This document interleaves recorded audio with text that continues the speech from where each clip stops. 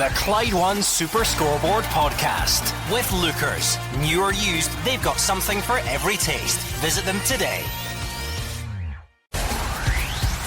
It's game day, and this is the home of Scottish football. It's Clyde One Super Scoreboard.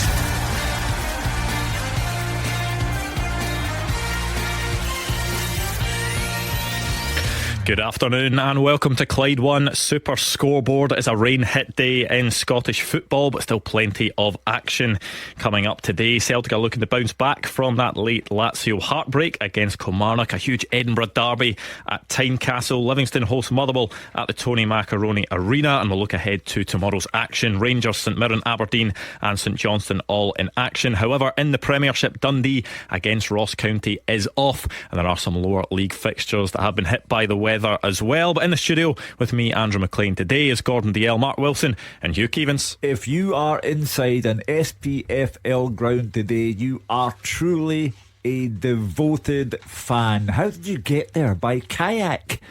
But your dedication will prove to be worthwhile because the games are first class. Brendan Rodgers has his 700th game as a manager today, and the incentive for Celtic against Kilmarnock is huge. A win takes Celtic 10 points clear of Rangers and puts pressure on Stephen Davis and his players when they go to St Mirren tomorrow. But before then, a first Edinburgh derby for the new Hibs manager Nick Montgomery, and it's at Tynecastle. Hearts boss Stephen Naismith has had 2 Edinburgh derbies and has yet to win one. Is that an omen, Mark Wilson? We'll find out soon. Yeah, it's always an interesting weekend when the teams are coming back from European football, and it's been a disappointing week of European football from Scottish teams. But can Celtic bounce back? They'll be glad the game's at Celtic Park, and a wee bit of revenge against a Kilmarnock side who beat them at Rugby Park earlier this season. As Hugh rightly points out, Brendan Rodgers' side with an opportunity to go 10 points ahead of Rangers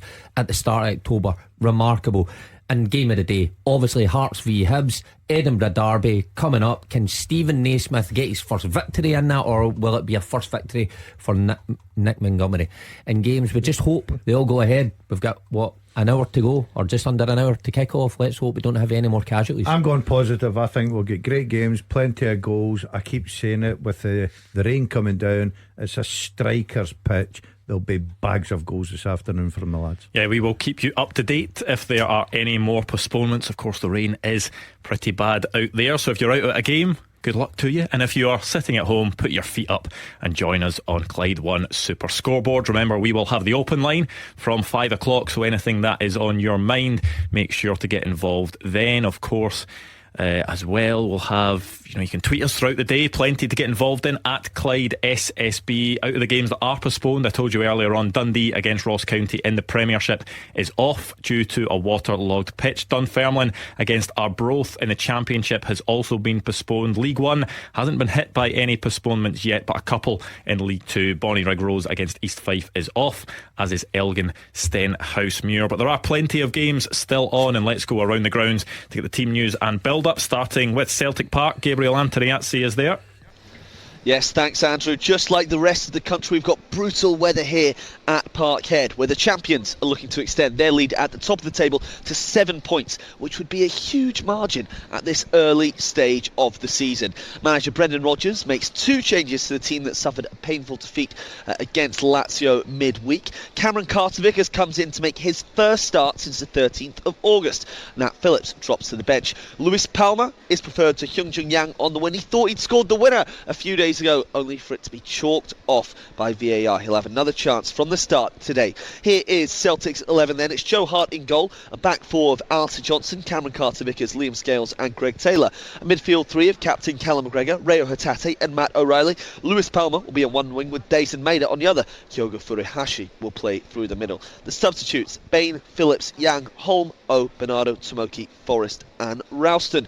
And as I said earlier, the Hoops may have suffered midweek misery in the Champions League so far. They've won their last 4 domestic matches, and they seem to be really clicking into gear under Rodgers. He once again praised the spirit of his side after their loss to Lazio, but he says the true test of character is getting back to winning ways.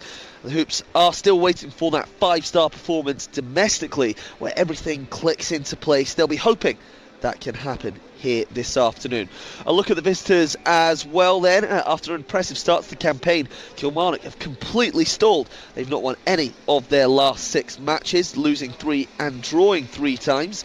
And the last match that they actually won was against Celtic, knocking them out of the League Cup 2 months ago with that significant 1-0 victory. They sit in tied 8th position, one of 4 teams stuck on 7 points. Their boss Derek McInnes must really pick his side up soon. They've got to start collecting points if they are to climb that table and reach where they want to be. But McInnes knows that it's no harder place to come and win than here. Still yet to get the team news from Kilmarnock. I've just spoken to their media team and they don't even know it yet.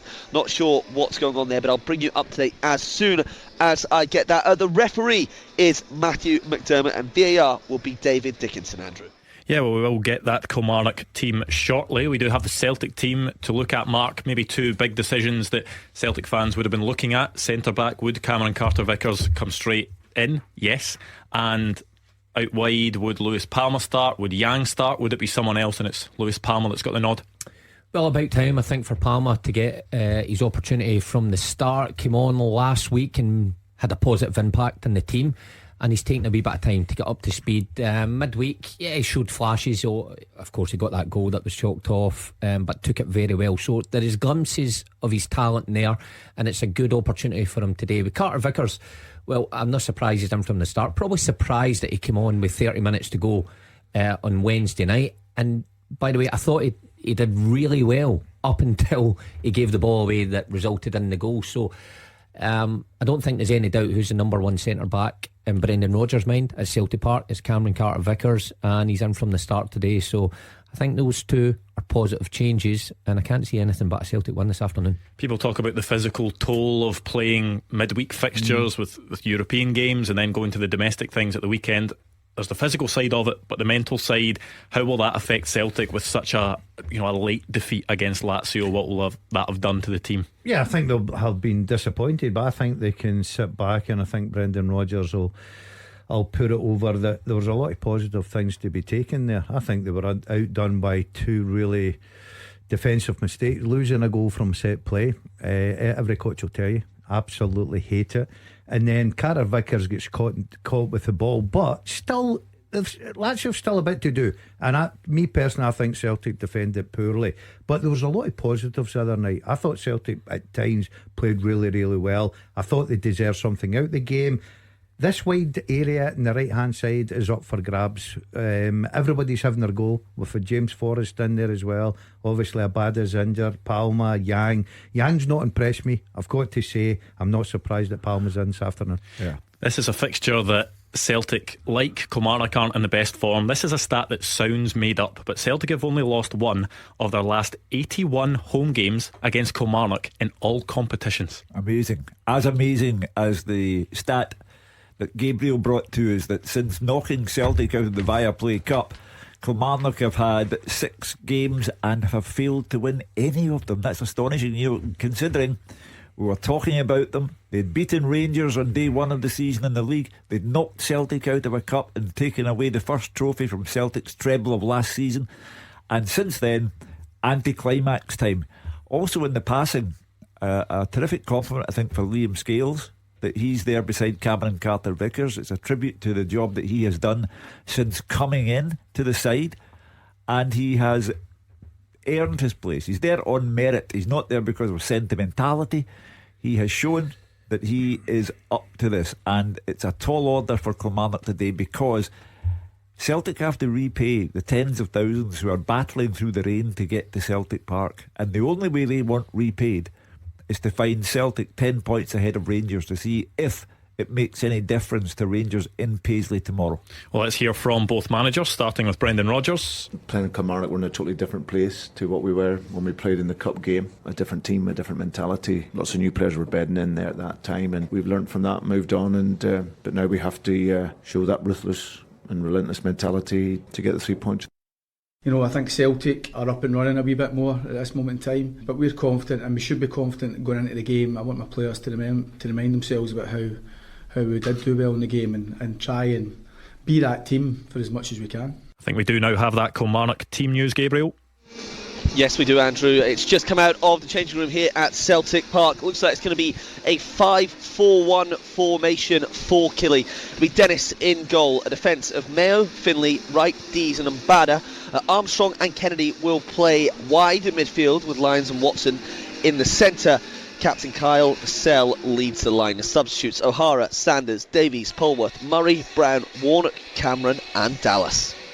Defensive looking lineup for Kilmarnock as you'd expect going to Celtic Park. It was always going to be. I think, Andrew, I mean, Derek McInnes, the game earlier on the season, the back line was terrific. You know, not that Celtic put them under much pressure, but they looked solid, and that's what a lot was built on at the start of the season for Kilmarnock. I think we commented on this programme how Derek had recruited in the final third, but for me his most impressive recruitment was some of the guys he had brought in at the back. So relying heavily on them, and he'll try and frustrate Celtic for as long as possible today and try and turn the crowd like teams have done in the past. But he's going to need a lot from those players this afternoon to keep out the front line Celtic's got to show. Two more Premiership games for you. Looking forward to this one. Hearts against Hibs and Edinburgh Derby at Tynecastle. Fraser Wishart. Yeah, looking forward to it. I think I've got game of the day. Hugh was talking about battling through the rain for the supporters. It felt a bit like that coming along the M8 today, but it's not as bad through here in the east, certainly in the capital. A bit of rain has fallen. It's been quite heavy, but not quite as heavy as it was in the west, and that means that the pitch is looking magnificent. Floodlights are on because of the gloom. Really good atmosphere later on, as we know, amongst the supporters. A bit of zip on the ball and a few players in each team that like a tackle, so I think we're up for a really, really exciting minute. Just hope there's a bit of football thrown in, because there will be, as I said, a great atmosphere on both sides, in a bit better form recently than they were a month ago, so a bit more optimism amongst both supporters. Hearts have won 3 of their last 4. I saw them lose to St Mirren, really poor performance, but they've recovered to get a couple of good away wins at Kilmarnock and Ross County. Stephen Naismith knows it'll count for nothing if they don't win here, but a win going into the international break give everybody around the club a real lift. He's still looking for that consistency of form and selection. They only get 10 points from 7 games this season. Up front, Lawrence Shankland is a top man, but he has hit a bit of a dry spell. He's been supported by Boyce recently, but Alex Lowry is in number 10 position today, and where better for Lawrence to end that dry spell than in a derby, and a really attacking formation today from Stephen Naismith, really going for it. And Hibs doing much the same. They've got 3 defeats in their first 3 games. That cost Lee Johnson his job. They're now undefeated in 5, 2 wins and 2 draws under Nick Montgomery, who seems quite a calm, relaxed character, and has made a good start to his career as a manager, and really has taken a positive approach. Ewan and Boyle in the wide areas, 2 strikers. And I saw them last week against Dundee, didn't score, but I thought they played really well, so positive signs for Hibs. But as I said, with Hearts, defeat today would be a real blow. Win would give them a huge boost going into the international break. But Hibs haven't won here since 2019. Nick Montgomery actually described how the experience, he said the Edinburgh Derby would be electric. I think it'll be that and much, much more today. And to the teams, there's been 3 changes for Hearts from that win last week. O'Faya, Grant and Denham dropped to the bench. In come Forrest, Devlin, and as I said, Lowry will play in the favoured number 10 position. They go with a 4-2-3-1 formation. Xander Clarkson goals. Toby Sibic, Frankie Kent, Kai Rolls and Stephen Kingsley at the back. Cammy Devlin and Caleb Neuvenhoff in the midfield, with Alan Forrest, Alex Lowry and Kenneth Vargas behind the lone striker Lawrence Shankland. Themselves Michael McGovern, Peter Haring, Benny Beningame, George Grant, Liam Boyce, Andy Halliday, Aidan Denham, Odell O'Faya and Kiyosuke Tagawa. For Hibs, they've made 3 changes as well. Out go the very experienced trio of Hanlon, Stevenson and Lafondra. They all drop to the bench. In come Rocky Bushiri, Obita and Doidge. And their team is 4-4-2 formation. David Marshall in goals, Lewis Miller, Will Fish, Rocky Bashira and Jonathan Obita at the back. Martin Boyle, James Jeggo, Joe Newell and Ellie Ewan in midfield, with Dylan Venta and Christian Doidge as the strikers. Max Boric, Paul Hanlon, Dylan Levitt, Lewis Stevenson, Adam Lafondra, Riley Harbottle, Alan Delafiere, Josh Campbell and young Rory Whittaker are the substitutes. And the referee today, who I think will be a busy man, Willie Collum, and also who I think will be a busy man in VAR, is John Beaton. Well, you say that, Fraser Wishart. However, there are reports that because of the rain, VAR doesn't appear to be working at Tynecastle at the moment. They're trying to get it working. They're hoping it will do before kick-off. But yeah, that could be an added element, Fraser. Yeah, it could be an added element. Only in Scotland, you could say. But, you know, I'm not a greatest fan of VAR in any case. So let's just get down to it and let's trust the referee's decision and let the players get on with playing the game. But I do think it'll be a bit of a tasty game. I think, as I said the other, a bit of zip on the pitch, Andrew. Pitch looking magnificent, so that'll lead to good passing. But there'll be plenty of challenges going in today as well. So I think we're in for a great 90 minutes. If there was one thing that would get me out of this nice warm studio. Don't say Tynecastle. Yeah, Don't say Tynecastle. It would be. No, because I'm standing here hoping that all the rain from the west goes to the east, because that is the worst press box. We've been there, and right when down that the rain, front of the when stand that above the rain dugouts, comes it is down, bad. But we also- Bald Eagle will be soaking. Let me tell you. But who said that was going to be sitting in the press box? I would expect Hospitality. I would expect as the doyen of Scottish football journalism to be invited into the boardroom, not anywhere near you lot in the press box. But we have the England manager Gareth Southgate's word for it this week that VAR has made the game of football poorer as a spectacle. So if it's not there, then good riddance to bad rubbish. And I'm not making any accusations, but Fraser Wishart doesn't like VAR. Has he gone down and maybe unplugged something down there? Yeah, Well, not a big fan. Oh well, we'll see. There's another Premiership game to go as well. Tony Macaroni Arena, Livingston against Motherwell. David Friel. Yeah, Andrew, I'm just looking down at the VR screen just now, and it's got a massive rain cover over it, so let's hope everything's okay with that over at the Tony Macaroni, and I can guarantee nobody will be complaining about a dry AstroTurf pitch today. It's wet, it's windy, it's rainy, the surface is going to be very, very slick, and let's hope that makes it a good game for all those braving the weather. On that, huge credit to Livingston. Before the game, they've announced the owner John McElvogue is giving all home and away fans a free hot drink upon entry today. I think it's a great gesture for him. I think Motherwell are hoping to have 500 away fans here today, and they're all going to get a tea, a coffee or a bovril, so great gesture from John. As for the football, Livy start the day in 10th position, Motherwell are 5th, but only 3 points separate them in the table. I think it's fair to say Motherwell had a better start to the season, but David Martindale, Livy manager, will feel this is a winnable game, and he'll also feel a home win is overdue for his team. Livingston has been such a fortress here, such a hard place to come, but they've yet to collect 3 points at the Tony Macaroni in the league this season. I think he'll want to change that. Overall, Livy have drawn 4 of their 7 league games so far. I think that's killing them a bit. They really need to start converting them into wins if they want to challenge for the top 6. One of those draws came against St Johnstone last weekend. Davy has made 4 changes from the team from that game. Louis DeLucas, Dan Mackay, Stephen Kelly and Scott Pittman are in for Tom Parks, Jamie Brandon, Andrew Shinney and Mo Singari. It looks like a 3-5-2 formation for Livingston. Shamal George in goals, Louis DeLucas, Ayo Obalai, Sean Kelly at the back, Dan Mackay, Scott Pittman, Jason Holt, Stephen Kelly and James Penrice across the middle, with Joel Newbley and Bruce Anderson in attack.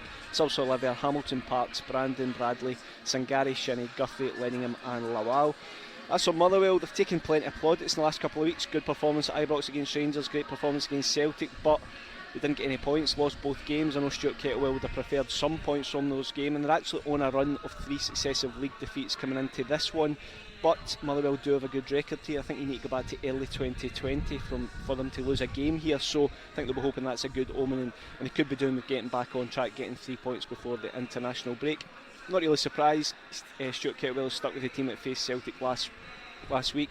So Liam Kelly's in goals, Paul McGinn, Beavis Mugabe, Dan Casey at the back, Stephen O'Donnell, Lennon Miller, Harry Payton and Brodie Spencer across the middle, with Callum Slattery and Blair Spittle, who scored against Celtic, up supporting Theo Bair. Subs for Motherwell are Oxborough, Gent, Ravkovsky, Shaw, Blaney, Luca Ross, Max Ross, Soari and Wilkinson. The referee is Don Robertson, and the VAR, if it's working, is Greg Aitken. And Roger Hannah was due to go to Dundee against Ross County. That one has been postponed due to the weather. I was really pushing for him to go to Elgin Stenhousemuir. I wanted to send him up the road there, but unfortunately that one is off as well. So Roger is at Airdrie against Ayr United. It's amazing the powers of a rain dance, Andrew. As soon as you mentioned me going to Borough Briggs, that was never happening. So we're here, we're at rain-swept Airdrie. I think everyone's rain-swept this afternoon, and it'll be interesting to see the Diamonds. They're up to 5th in the Championship after back-to-back 1-0 wins against Wraith and Morton. Manager Rhys McCabe, still only 31 years of age. He's really doing well. He's consolidated the Diamonds in the second tier after that promotion last season. Helped along, of course, by 5 goals for Callum Gallagher after the 23 he bagged in that promotion campaign. Unsurprisingly, McCabe names an unchanged side from the one that won at Capello 7 days ago. And that means he names himself in the bench again. So it's Josh Ray in goal, back fours Cammy Ballantyne, Craig Watson, Callum Fordyce and Mason Hancock.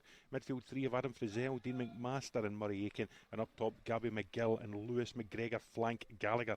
On the bench Hutton, McCabe and O'Connor, Todorov, McStravick and Megwa, Dunlop, Telfer and Cassidy. Ayr United, they're down to 8th after 6 defeats in 7 in all competitions. The exception was that remarkable 5-2 win at Hampden in their last Championship away game, and those 5 goals have accounted for more than half of the goals Ayr have registered in the league this season. And while Airdrie still do have the talisman Gallagher up top, Ayr certainly still missing the influence of 24-goal Dipo Akinyemi after his summer move to York. There's 3 changes from Lee Bullen for the side that lost at home to Wraith last Saturday. Frankie Masonda is out injured and he's benched Jack Young and Akeem Rose. That means starts for George Stanger, Jay Senga and Mark McKenzie. Charlie Albinson in goal. Back 4, Nick McAllister, George Stanger, Sean McGinty and Paddy Redding. Across the middle, Logan Chalmers, Jay Senga, Roy Silla and Jamie Murphy. And up top, Mark McKenzie with Anton Dowds. On the bench, Much, Ahui, Amarty, Rose, Bryden, Smith, Young, Tomlinson and Finn Ekrapont. And the referee here is Ian Snedden. I tell you what, it was suspiciously quiet behind Roger Hanna there. Do you think he's maybe just decided to not go out in the rain and do that one from his living room? Well, that was noticeable. Also, the sense of loss in Roger's voice when he said Akinyemi. He's gone. He's gone away from here now. And Roger's still trying to come to terms with it all, clearly. Well, that's the team news and the build-up for today's featured matches. After the break, we'll bring all the guys in and look at the week's biggest talking points. And now a word from our podcast sponsor, Lookers Motor Group. They've got Jaguar, Land Rover and Volvo showrooms across Glasgow and the West, so you can find the new or used approved car that's right for you. The Land Rover showrooms can be found in Motherwell, Darnley and the north of Glasgow, with their Jaguar and Volvo showroom found in Hillington. And right now at lookers.co.uk you can browse and shop 24/7, value your part exchange, order and take delivery from the comfort of your own home. Every approved used Jaguar, Land Rover or Volvo comes with a minimum of 12 months warranty, roadside assistance, MOT test warranty, an independent mileage and service history check, software updates and lots more. Check out lookers.co.uk to get your new or used approved Land Rover, Jaguar or Volvo today. Now back to the podcast. The team with the biggest support in Glasgow and the West. This is Clyde One Super Scoreboard. Gordon Dalziel, Mark Wilson, Hugh Keevins and myself, Andrew Mclean, keeping you company on Clyde One Super Scoreboard through until 6 o'clock. Still lots of action to bring you up to date with this afternoon, despite the fact that a few games have been rained off. I don't think there have been any further postponements, but 4 games across the SPFL are off today, including in the Premiership, Dundee against Ross County. But this is the part of the show where we take a look at the biggest talking points of the week and get all the guys involved. And I think it's pretty obvious, Hugh, that European football for Scotland this week didn't go quite so well. No, Aberdeen had a war of attrition against HJK Helsinki and it finished a draw, inevitably. Rangers' result and performance in Limassol was unacceptable to anyone associated with the club, and the supporters' reaction last night on Super Scoreboard was indicative of fans at the end of their terror with this group of players.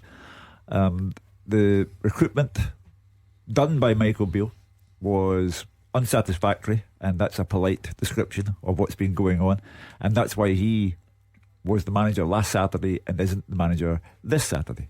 With regard to Celtic, last Saturday, Brendan Rodgers, after the dramatic win at Motherwell, spoke about the players having adhered to Celtic's history, a history of dramatic late goals that have done Celtic proud. At the same time, if you want to go back over the club's history, you have to recognise that a once illustrious European history is illustrious no more. Celtic are shambolic away from home, 28 losses in their last 34 European ties, and have not won at home in a Champions League match for 10 years. They used to be famous in Europe, not anymore. Yeah, Gordon, if we take the games on their own merit, starting with Rangers, did that performance and result show that for whoever the next Rangers manager is, just how big a task they've got on their hands? Yeah, it's one of those performances that potential managers may look at that and look at the squad and think maybe it's the wrong timing, and I think that's a problem for Rangers.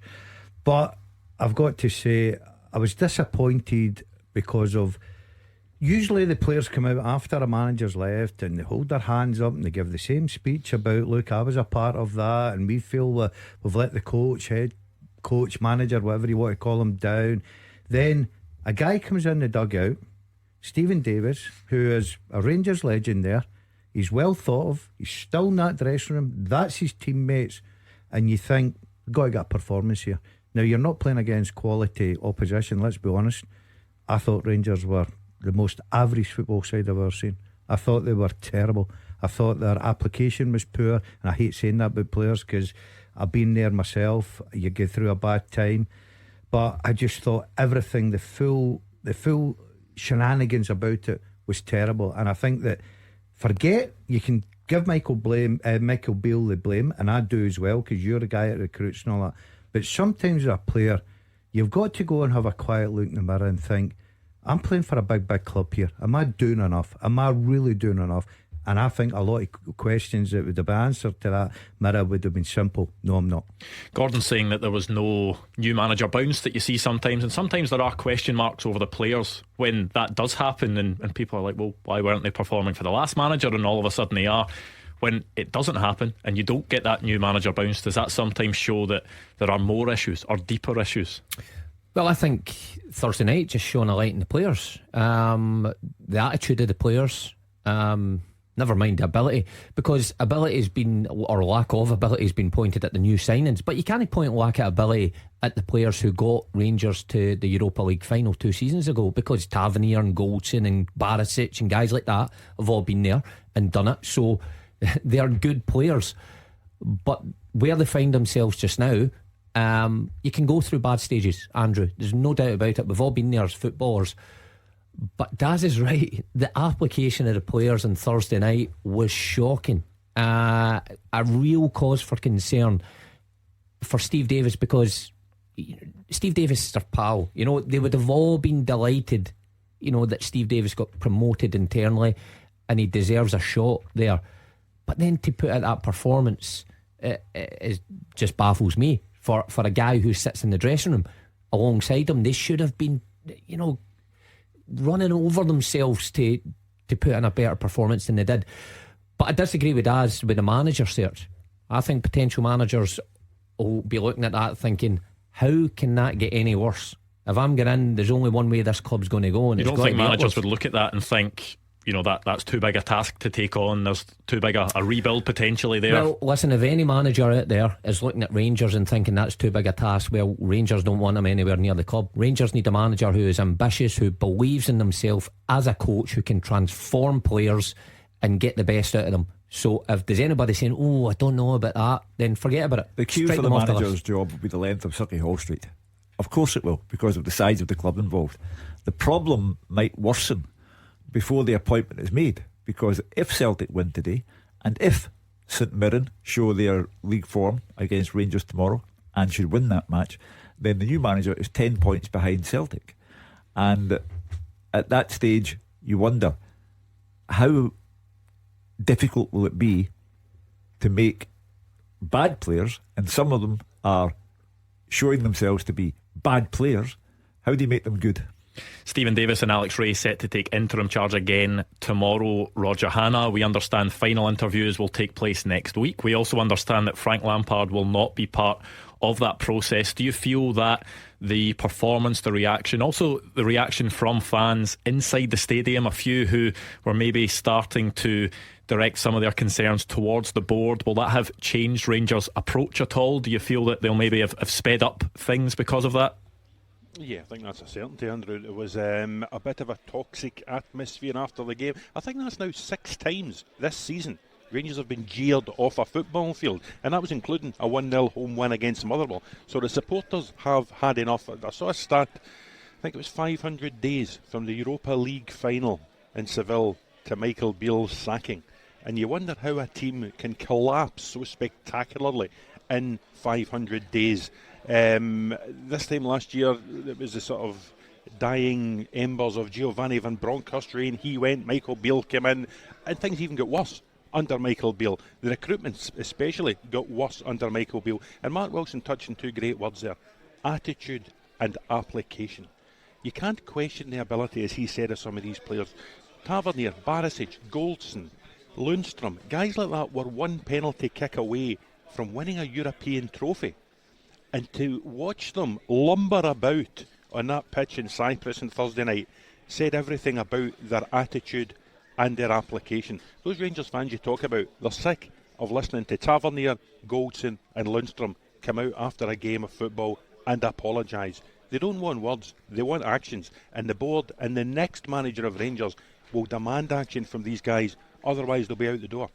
Roger, where do you see the lay of the land with the recruitment process and getting that new manager in over the next few days? Well, I think that the final interviews will take place next week. It'll be interesting to see who is interviewed in those final interviews. Kevin Muscat's name continues to whirl around. I believe he's talking about leading Yokohama to another title and hanging about for a period of time.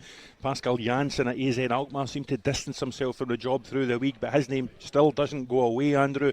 You look at Philippe Clement, the former Monaco manager, is another one. Scott Parker, once of Bournemouth and Fulham, was mentioned through the week. So it wouldn't surprise me if all of these guys remain on the list of people that the Rangers board want to speak to in these final interviews this week.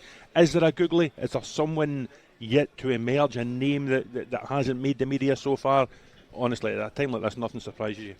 Fraser Wishart, do you feel there is an obvious profile of manager that Rangers will be targeting at this point? I don't, Andrew. I'm looking at the recent managers and they've all been different types, and you don't know what they're actually looking for as a board of directors. There's no director of football there to bring a kind of football experience there as well, so huge pressure on James Bisgrove. Poor guy's a couple of months into his job, and they spent a lot of money this summer. I'm not sure if he was involved in any of the transfers or scouting, but all of a sudden the focus is going to be on him. When he's not that long into the job, I don't know if he's got that experience of dealing with this type of things, but he's going to have to pull somebody quickly, and I think the appointment has to be made quickly. The points that have been made about the fixtures that are coming up. It's not only St Mirren, they've also got Rangers. They play Hibernian, then they play Sparta Prague away, then they play Hearts at home the next 3 games. So I don't think you can go into those 3 games after the international break with an interim manager. You've also got a League Cup semi-final coming up, and any manager that comes in, of course, has got 2 months, 3 months for the start of October until January before they can even sign anybody or move any players out. But you've got players who have signed over the summer on big transfer fees and long-term contracts, so they're not going to go anywhere. So a big job for whoever comes in. But the main thing is, how do they get the confidence of this team going? You know, and I hear talk about application and attitude and things like that as well. Sometimes that's down to a complete and utter lack of confidence, and sometimes the pressure getting to these guys. So whoever comes in is going to have to work with the players they've got and work very, very quickly to try and lift these players and get them into some kind of positive form, because they've got some huge games coming up. Yeah, we will keep you up to date on developments on the Rangers manager hunt. If we turn our attentions to Celtic's game on Wednesday, David Frail, it looked as if Celtic had snatched it. Then all of a sudden there's the VAR check, the goal is ruled out, and then Lazio go and steal it right at the end. How disappointing will that have been for Brendan Rodgers and the Celtic supporters, just given how much their Champions League group stage record has been highlighted? Yeah, listen, it was hugely disappointing, Andrew. I don't think there's any get away from that. You know, it was a good performance overall up to a point. I felt Celtic just probably lacked that bit of X factor in the final third. You know, watching Celtic these days at that level, I just feel as if they need to work so hard to get any chances at all. I think they're badly missing Jota. I think that's obvious. I think also Rio Hatate, I wondered where he would settle down after signing his new contract, but I thought he was off the pace, very slack on the ball, and I think that, you know, I don't think Celtic looked overly secure when attacking. I thought they were pretty prone to getting hit in the counter attack, and obviously it happened with Cameron Carter's mistake. But in terms of the overall view of the group now, I think it's going to be very hard for Celtic to even get third place. I think it's a group where obviously Atletico Madrid should probably win it. I think Lazio, Feyenoord, Celtic were always going to challenge for second and third, but if you're not winning your home games and if you're losing your home games, it's going to be very, very hard. So I think Celtic are going to have to pull an away win, or, you know, maybe a win in Rome or something like that, a beat Atletico at home to have any chance of going through. I think, you know, looking back in a few months' time, we look back in this group, I think that will be seen as a pivotal moment for Celtic, that Pedro goal. Yeah, Mark, Brendan Rodgers, when he first came in, said that, you know, he wanted to take Celtic to the next level in Europe. Then a few weeks later he was maybe a bit more reserved and told fans that they need to be realistic about their expectations in Europe. David saying there that, you know, Celtic may well be lucky to have European football after Christmas. That will be something that Brendan Rodgers will be looking to avoid, but it looks like a real uphill task already. Yeah, it certainly does. Of course, Champions League qualification, I think that's out the window now because of the you know, 2 games coming up. Look, Europa League might be an outside chance, but Wednesday night's game showed David's totally right. At the top end of the pitch in the Champions League, it's where Celtic have struggled. That even last season, when they were playing a different brand of football and cut teams open, just that cutting edge at the top end of the pitch when you get those chances, you need to take them. It was a different performance on Wednesday night from Celtic, a much more Brendan Rodgers-like performance where they understood that they needed to keep the ball for long periods, and they did that, and that was impressive. But I think the fans inside the ground, I was there, just wanted a couple more forward passes, and much maybe similar-ish to what we saw last season, where you were putting Lazio under pressure at times. But look, it will take time for Brendan Rodgers to get his style across in this side. I think we've seen closer to it on Wednesday night, but it goes to show you there is still a massive gulf between Celtic and Lazio and Atletico Madrid, and the real top guns in Europe. Well, plenty of drama midweek. Hopefully we'll have plenty today as well. We'll go back around the grounds next. The winning team all season long. This is Clyde One Super Scoreboard. 15 minutes away from the SPFL action starting, the 3 o'clock kickoffs. There are still plenty on the go despite the postponements. There have been 4 of those across the SPFL today, including Dundee against Ross County in the Premiership. It looks as if the rest of the games will go ahead though. Let's go back around the ground, starting with Roger Hannah. He's at Airdriedonians against Airdrie United, and Rhys McCabe has been getting a lot of praise of late. Roger Hannah, he got Airdrie promoted through the playoffs last season, and a particular goal recently as well. Just how many passes in the build-up were highlighted, really trying to play a real nice brand of football, Rhys. Yeah, that was a Callum Gallagher goal against Wraith in the last home game here a couple of weeks ago. I was here earlier in the season when they beat Partick Thistle, and I was pleasantly surprised at the way they did adhere to those sort of playing principles, if you like. You're on the synthetic surface here.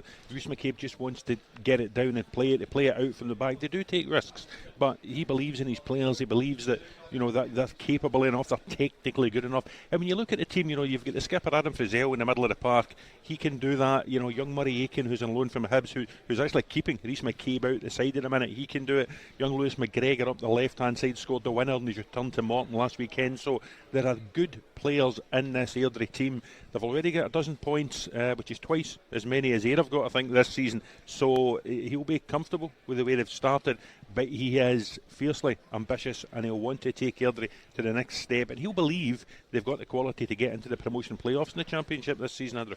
And you mentioned it earlier on, Ayr still missing with the absence of Dipo Akinyemi, who went down to York City. He's been scoring goals down there in the Championship. It is crucial if you do have yourself a consistent goal scorer. They maybe just not missing out on that this season. Yeah, it's too soon, Andrew. We can't talk about that yet. But I think as well as missing Akinyemi, the guts of the midfield are Ben Dempsey and Andy Murdoch, 2 mainstays of the side that finished in second place in the Championship last season. They're missing with long-term injuries.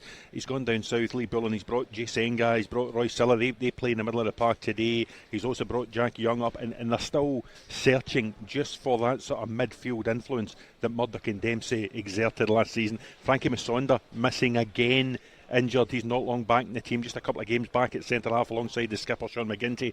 He was injured in midweek. He misses out again. It's not too long till he goes away again to the African Cup of Nations with Zambia. He'll be missing it, and when he's not there, when Dempsey and Murdoch are not there, they're as big a miss as Akinyemi is at the top end of the pitch. Yeah, David Friel is at Livingston against Motherwell. Livingston only have 1 win so far in the league season. David Friel, they'll be desperate to get all 3 points. And Motherwell, who started off really well, have had a tough run. Defeats to Celtic and Rangers, and especially sore that one last weekend and the way it unfolded. Yeah, it was sore. Look, with apologies to Hugh in advance, the narrative, Andrew, seems to be that Motherwell have had a really, really good season. Livy have struggled a lot, but as I said earlier on, Livy can go level in points with them today with a win. I think Davy Martindale, as I say, this was always a tough venue. I don't know whether it's maybe lost a bit of the sphere factor in recent times, but Davy will, knowing him, he will be desperate to get a win today. And he's made changes again. I do wonder, I remember at the start of the season talking about how strong Livingston's squad is, but I wonder if it's maybe confusing Davy a bit, because every time I come to see him, I've seen him 3 or 4 times this season, he seems to make 4 or 5 changes. He's different midfield, different strike force, different back three. And I just wonder whether he's never really had a settled team, and whether that's something probably in the next period of the season he will look to. But as I say, it's a congested table. They can go level with Motherwell today, and it's a real chance for them. That's for Motherwell. Another chance to see young Lennon Miller. I remember at the start of the season getting slaughtered for saying Stuart Kettlewell was right to rest him for a League Cup game. Well, he's not been out of the team since. This is his 6th start since being left out. 17 a precocious talent, has done really, really well, and this is another big game for him today. Yeah, big game at Tynecastle as well, Edinburgh Derby between Hearts and Hibs, and it's a big game for both managers for different reasons. I think Fraser Wishart, you've got Stephen Naismith, who, there's maybe a bit of a perception that it hasn't been smooth sailing for Hearts so far this campaign, but they do find themselves in fourth place. Maybe fans still yet to be fully convinced by the management team there. And Nick Montgomery, Hibs fans, happy with how things have gone so far, but if he could get a win in his first Edinburgh Derby at Tynecastle, that would be absolutely massive. Yeah, they haven't won here I think for about 4 years, Hibs in a derby game. So if Nick Montgomery was to continue his decent start and win this game, then he's very a lot of brownie points from the Hibs supporters. But you're right about Stephen Naismith. I think even last season, towards the end of last season, when he was a caretaker manager, people were thinking, no, he's not got it to be the manager yet, inexperienced. But when he got the job, there was then all the stuff with Frankie McAvoy. We see the manager was not the manager. I think we all knew what was going on there, but I just think that left a wee bit of uncertainty amongst the supporters. When I saw them play a couple of weeks ago against St Mirren, the fans were really unhappy, the Hearts fans, but they have got a couple of good results, and they've got a good team. When you look at their team today, you've got plenty of attacking options. Forrest and Vargas really pacing the wide areas. Looking forward to seeing Alec Lowry playing in his best position as a number 10, Shankland up front. They've got all sorts of options on the bench, but I think they'll be tested by Hibs as well, because Nick Montgomery has come in. He's changed things around. He's going to a 4-4-2. Ewan and Boyle are wide, Doidge and Venta, who I've been very impressed by, up front as well. So there's plenty of attacking options on the field of play. But I think Stephen Naismith probably needs victory more than Nick Montgomery at the moment. Montgomery's just in the door. The fans will give him a wee bit of time, but there's just a wee bit of doubt. They're not quite convinced by Stephen Naismith that he's the man for this job. And if they lose today, a couple of weeks to lick their wounds as well is never a good thing.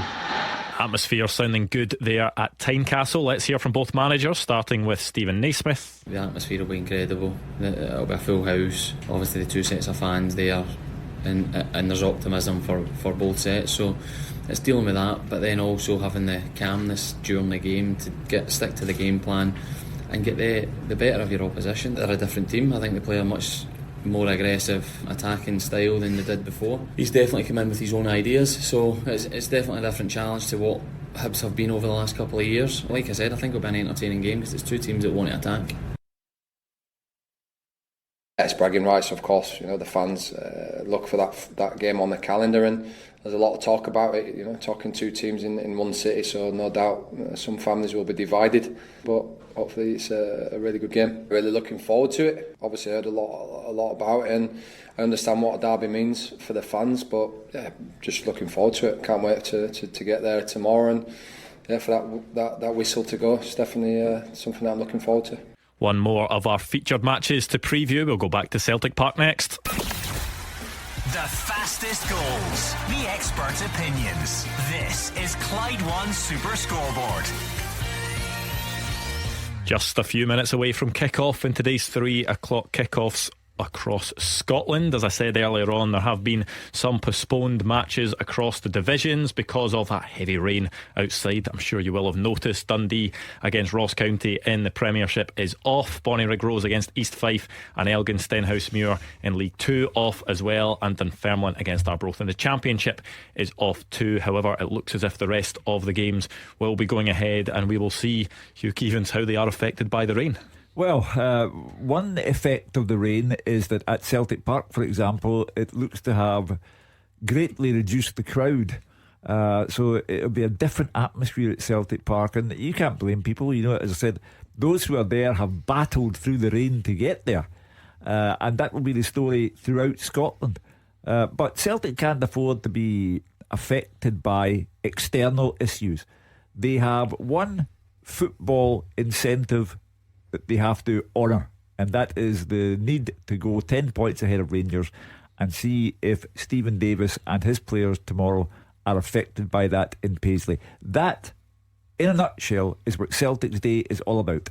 And one of the other effects is that the VAR technology doesn't appear to be working at Tynecastle for Hearts against Hibs in an Edinburgh derby as well. You can just see what's going to happen if it doesn't start working before kick-off. There's going to be a big incident, isn't there? I'm a Fraser. I'm looking forward to it. I think it adds to the excitement. A derby as well. Tynecastle will be rocking. Oh, I can't wait for it. But we keep on about the rain. It's a bit of rain. I love playing in the rain. That was my favourite. It's a bit of rain. Football is just a standstill. The pitch, look at Tynecastle for it. Listening to Fraser, it's perfect. If I was a player now, I'd be desperate to go out there. Striker's pitch, off the goalkeeper, bang, hat trick, away home by 4:30. If you could get a train. I had been But you my can't Porsche. because of the rain. My Porsche. Okay, let's go back to Celtic Park. Gabriel Antoniazzi is going to give us all the build up and a recap of the team news ahead of Celtic against Kilmarnock. Thank you, Andrew. Yes, Captain Callum McGregor just shaking hands there with his counterpart Kyle Vassell. McGregor speaking through the week about the fact that he wants his side to take their Champions League frustration out on Kilmarnock. He says they want to put things right against the only team to beat them domestically this season. Since that game, Kilmarnock have not won any of their 6 matches, losing 3 and drawing 3. And Celtic, on the other hand, have won all 4 domestic games. Yes, they've been suffering in the Champions League. They look like they're starting to click into gear and hope they can deliver a top performance here this afternoon. And as Hugh said, if they do win, they'll be 10 points ahead of Rangers, 7 ahead of second place St Mirren. The two teams, of course, playing each other tomorrow. A quick run through of the teams then. Brendan Rodgers makes 2 changes to the side that he named against Lazio. Joe Hart is in goal as a defensive Alex Johnson, Cameron Carter-Vickers, Liam Scales and Greg Taylor. Midfield will be Callum McGregor, Rio Hatate and Matt O'Reilly. Luis Palma starts on the left wing with Dazen Maeda on the other side. Kyogo Furuhashi will play through the middle. What about the visitors? 2 changes for them as well. Derek McInnes making those changes since last weekend's draw with St Mirren. They look like they're in a 5-4-1 formation. It'll be Will Dennis in goal. Right wing back, Lewis Mayo with Corey and Bada on the other side. Stuart Finley, Joe Wright and Robbie Dees will be in the centre of defence. Dan Armstrong and Matty Kennedy will play out wide with Brad Lyons and David Watson in the middle. Kyle Vassell will lead the line. As Hugh says, it is far from a sellout here. That's due to the rain, possibly. It's not as intense as other parts of the country, but the dull drizzle will not let up here in the East End. Kilmarnock will hope it is a leveller, while Celtic will aim to be just as relentless as the weather. Matty Kennedy stands over the ball, and we are underway. Clyde One Super Scoreboard Goal Flashes with M&D Green Pharmacy. Flu season has arrived. Make sure you're protected this winter. Yes, underway for today's 3 o'clock kickoffs. Lots of intrigue in those, and let's get the predictions from the 3 of you. First of all, before anything happens, I'm going for a narrow Celtic win. I don't think it will be a big margin, 2-1 possibly. I'm taking Hibs to win away against Hearts at Tynecastle. Airdrie, I think, will beat Ayr United, and at Livy, it's a draw with Motherwell. Oh, troubling day. I've got the exact same as Hugh Keevins. Yeah, a Celtic win, a Hibs win at Tynecastle, Airdrie, and a draw at the Tony Macaroni. Right, I'm different. I'm not sticking with they two. I'm going Motherwell to beat Livingston. See how I'm doing this? I'm going up the way instead of down. I'm going Airdrie to beat Ayr. I'm going Hearts and Hibs a draw, and I'm going Celtic to beat Kilmarnock. Lock it in. Final answer.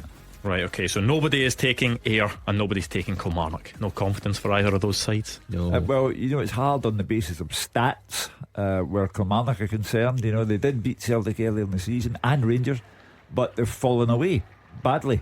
And there's something about this guy, Rhys McCabe, at Airdrie. He's clearly got something in a managerial capacity, and just think they might have too much for Ayr United. Yeah, I mean, there will be reduced crowds, I think, across the country, just because it is tough to get around at the moment. A lot of public transport has been cancelled. The roads are a bit of a mess, but good to see that, you know, supporters are out there supporting their team in a day like this. Andrew, Mark, I just seen a video there on Twitter of a guy in Barmulla in a canoe. I'm not even joking. Paddling around the car park. So that shows it. That's how you get into the office today, because the trains are off. Yeah, I mean, so well done to the fans that have made it. Right, hold on a minute. What's he doing sitting in the? He's in the 3rd floor flat and he's got a canoe. What's going on? Oh, are we doing the shops, darling? What you want? You see, if you're dedicated to this programme, then you get the number 6 bus from Annie's Land, and you plough your way through and you get here, and that's my story. Dedicated as ever. There has been an early goal down the divisions. Cove Rangers 1, Annan Athletic 0, and it is Paul McGowan that is on the score sheet 2 minutes in. But before I forget, why don't we set this one up, Hugh? Okay. The first half teaser with the scottishsun.co.uk/football for the best football news and opinion online.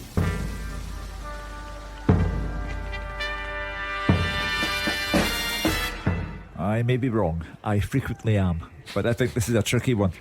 Can you name the top 8 SPFL goal scorers of all time who have not played for Celtic or Rangers? Can you name the top 8 SPFL goal scorers of all time?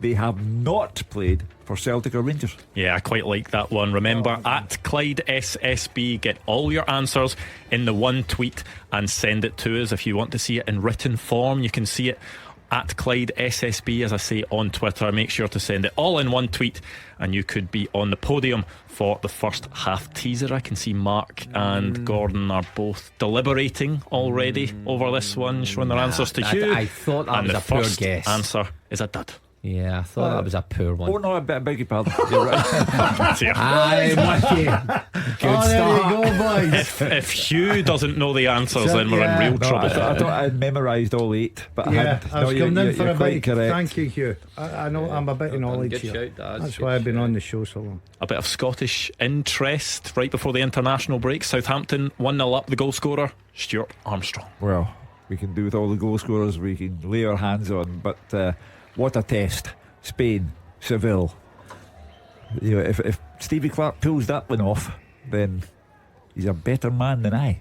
4-0, Peterhead 1. Conor O'Keefe with the goal 5 minutes in, so a good start for Peterhead away to Forfar. What about Ange Postecoglou in the passing? Spurs Yeah. now top of the English Premier League by virtue of beating Luton and with 10 men. Yeah, Yves Bissouma sent off in the first half, but they managed to get that goal. Mickey van de Ven scoring in the second half. Yeah. It's all going pretty swimmingly for it. I mean, it's not Certainly only is. he's being praised for their performances and their style of play, but they're also grinding out results where needed as well. Well, today they had 3 chances in the opening 7 minutes. It was unbelievable how they weren't ahead sooner, but it just goes to show you what a manager can install in a team. You know, it's okay about style and the way you pass the ball, but the belief in that Spurs team, go down to 10 men for large periods, still get the result, incredible. And the media down there just love him. I've seen his pre-match interview on the pitch, and you see Rio Ferdinand and Peter Crouch just standing almost in awe of the way he speaks as well. He's Get 3 transformed, defeats. You will like everybody else. Kyogo has the ball in the back of the net, but it is VAR. flagged for offside. Gabriel says it's a nice move, quite similar to the Lazio goal from midweek, but seemingly was quite a clear offside in that one. There's an even better start for Cove as well. They're now 2-0 up against Annan already. Blair Ewell scoring, so 2-0 up in 5 minutes. And what about this for the start to the Edinburgh Derby? Lawrence Shanklin booked 5 minutes in. Fraser Wishart said it looked harsh, but it could be a busy day for that man, Willie Collum. Wait, I've just seen it in my video on my phone there. on your smart device. Yeah, have you? that's why. As that rain certainly came from the west and get in Fraser's eyes, because he's obviously he's pure bald at the top, nothing of protection there. he's saying that's a bit harsh. Oh my goodness, Mr. Wishart. Well, it could be a busy afternoon for Willie Collum. Well, any game that Willie Collins involved in has controversy because he makes it that way. But obviously, Nick Montgomery wants a win. First Edinburgh Derby as Hibs manager. Stephen A. Smith has had 2 Edinburgh Derbies but has failed to win either of them, so he badly wants a win. It's been hyped up all week. The crowd will be going off their heads, and Lawrence Shanklin's caught up in the moment and rightly, deservedly, yellow carded. Could be a one-man show for Willie Collum as well if they don't get the VAR up and running there. Celtic trying to make things happen. Rio Hatate fires into the keeper's arms from 25 yards, so certainly trying to get an early goal there. Hatate could do with a big performance today. I think David Friel was right. He was poor midweek, and we've never really seen the form that he started with at Celtic. You know, people were blaming it on the contract situation, and maybe he didn't want to be here, and maybe had ideas of following his ex-manager down south. But now that he's signed and things are out the way, you would like to see him getting back to his best. Yeah, new deal, of course, for Rio Hatate a few weeks ago, and Celtic, as I say, did have the ball in the back of the net earlier on, but Kyogo was quite clearly offside in that incident, so that one will not happen. For Livingston, there was an early header wide from a corner from Ayo Obolai. He was completely free in the box, but didn't manage to hit the target on that one. Still no goals in any of our featured matches. Well, they're all lively though, and that's a good sign. I suppose if you're playing in the rain, Dazzler, does that get you? Love the rain, mate. I loved it. I didn't like it when the Friday night I dyed the hair, because it would maybe run down the eyes occasionally. But if I had the rain came the following week, I was right up. When did you start dyeing it? When I was about 12. I didn't like this blonde because I thought I'd getting too much attention as a footballer. So it's an odd thing, dyeing your hair when I've you never think it dyed did. my hair. You must regret it now. It's the sun that bleached my hair. We've chatted about it before. We left you and me with brown hair, and we came back in July, and you had all silver.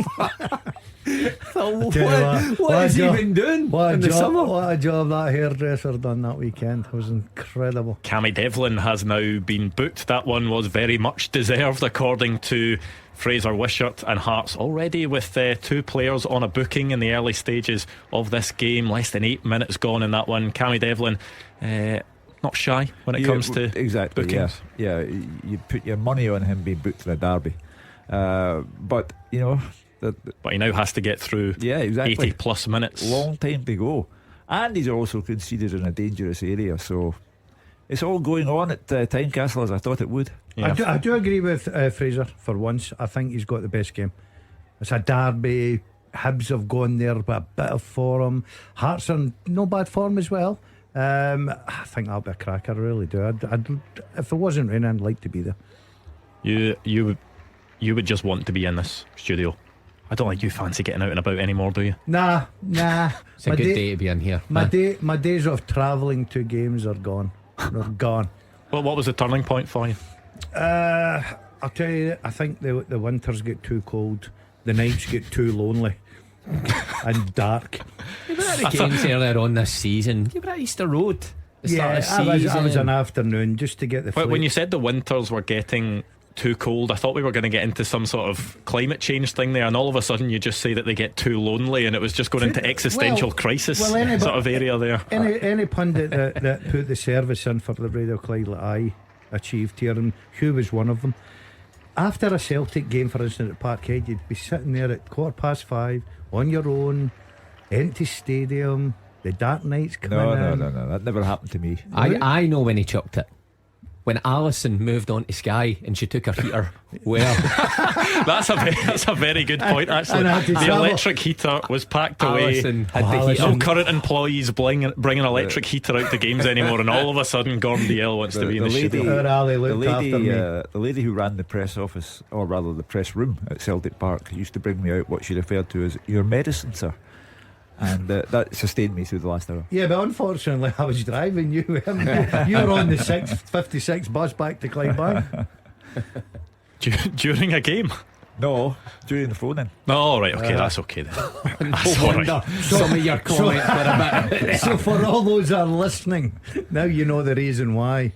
Oh, medicine. Nothing wrong with being forthright. Grandpa's old cough medicine, yeah. Roger Hannah's just sent in a photo from your youth, Gordon Dalziel, saying that you'd need 3 bottles of dye for that bar. I tell you what, it's quite an impressive head of hair you had on you. Do you know, I had long hair when I was young, because I had the feather cut. I was like Paul Mariner. Go and Google him. I was a spitting image of him. Played with England. Remember him? Played Ipswich. No, more like the ancient Mariner. There you go. There's the photo that Roger sent. Wow, that's quite a good bar, isn't it? By the way, I tell you what, right? I'm watching a lot of Sopranos just now. You look like. Have you watched Sopranos? Yeah. You look like the boy Christopher. What's his second name? Moltisanti. He looks a bit like him in that photo. Get yourself on. No, whatever Roger says today, I'm quite happy with. My favourite pundit, best lad in the How world. have you went for that head of hair to what I'm looking at just now? I think, bald spot I think it's quite easy to explain, Mark. When I was there, I was 21. I'm now 61. I think 40 years puts a bit of difference. Well, you've obviously not taken care of that. Have I not? I've got a bit. Because you're bald at the back. I've got a wee bit of I think you'll find. What do you mean taking care of it? It's not nature. He's got to use conditioner and, you know. I don't think that helps male pattern I baldness. didn't know you had dandruff. Back to the football. Alex Lowry has hit the post. A low left-footed shot from 20 yards. Hearts almost taking the lead in the derby, and there's an early change for Airdrie as well. Cammy Ballantyne has gone off injured. Kanayo Megwa, how many loan from people Hibs, has come on. How many people have you heard say if Lowry had been in a Rangers jersey, Limassol would have been different? It's another Michael Beale odd decision to let Lowry go on loan for a season, I think.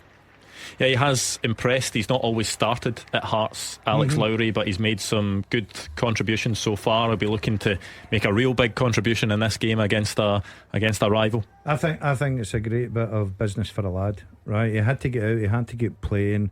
I don't buy into if he was playing against Limassol, Rangers would have been better. I don't buy into that. He's not at that level yet, but he's now but the question is, would he have been better than the players that were on the pitch? They might not have won the game, but would he have been better than Sam Lammers, or would he have been better than... But you can't answer that question. How can you answer that question? Can you say, yeah, he'd have been better? How do you know he'd have been better? But let's just end all debate on this talk show then, shall we? No, but he could have been worse. It doesn't. What I'm saying is, I don't think Alex I'm not stating that he will have been better, but the question is, could he potentially have been a better option from what he's done at his time at Hearts? Starting a sub instead of starting Lundstrom or whoever could have been potentially better. We'll never know. What I'm saying is, I think Alex Lowry, and the question you asked me about Hearts, it's a great move for a lad because he's waited his time. He come on against, was it Kilmarnock, and scored the winner? Right? He's now getting a start in the derby.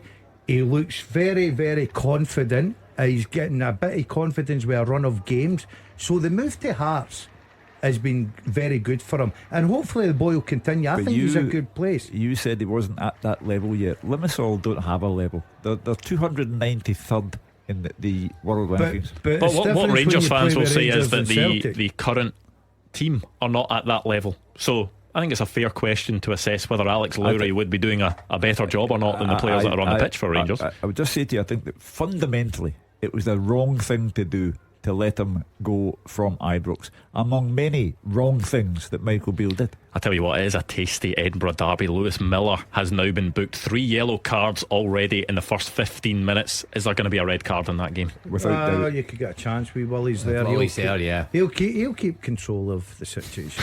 He's handled many a derby. He's sent one off just to keep his hand in. He's not frightened of the big occasion. Yeah, I'm sure Fraser is enjoying that game there so far. The conditions as well. Do you like that on a derby day? Love it. I was not kidding. As a player, I don't know about Mark, because Mark wasn't the same sort of a goal scorer as me, but as a player, and especially a striker, and I go back to strikers, I love those conditions. Everything followed in off the goalkeeper. I just thought that the ball was zipped about quicker. I thought the pace of the games were quicker. I'll bet you every guy that's at the games today, apart from obviously Livingston with the Arsenal, I don't know how that works, but in good grass pitches, will be saying the pace of the game is a lot quicker. Is it the flip side for a defender? Do defenders not like it when the conditions are like this? I hated it when it was weather like this, because that's right. Everything favours the attacker. So it was difficult situations, even just a wee slip at the wrong time, and guys like him would nip in and take all the glory. So it's a difficult situation. We're here in the Hearts game and Hibs game, that just the ball runs that wee bit quicker, which obviously forces you into maybe tackles that you don't usually make. So it's tricky circumstances out there for defenders. I'm disappointed we've not got a goal yet. Yeah. None in our featured matches so far. Yeah, we're 17-18 minutes into the game starting. I thought we'd have had plenty of action, plenty of goals, but we'll be coming. Chelsea behind again, losing away to Burnley this time. Wow.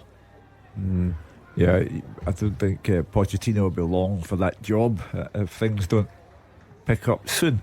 It's a funny thing about Celtic, for the given the quality that they have all over the shop. Domestic matches, Motherwell, if it gets to half time and Celtic haven't scored, St Johnstone at home, half time 0-0, full time 0-0, they they flatter to deceive. Yeah, they've had a few efforts. There was the Kyogo goal that was clearly offside. Rio Hatate fired into the keeper's arms from 25 yards. Liam Scales had a header from a corner that was a safe enough save, though not too much from Celtic after that. There has been a first sort of opening for Kilmarnock, a nice ball from Danny Armstrong, the first real foray forward for Kilmarnock. But if Kilmarnock are to do anything today at Celtic Park, you think Danny Armstrong will be key to that, as he mostly is for Kilmarnock. I like him. I think he's a good player. You're not so keen. I do like my ball Armstrong. My ball Armstrong. Yeah, he's a good player. I do like him. But going back to Celtic, I think as the season wears on and you see more of this, I think the fans will become more used to it. I'm not saying they'll be happy with it, but they'll be used to the more patient, slower build up. Postecoglou's team is totally different. Just overwhelmed teams in the first 15-20 minutes. Quite often get a goal. This Celtic team are built differently now. But as long as they get the job done somehow, we've seen, and you rightly mentioned St Johnstone game, but you've seen Motherwell game.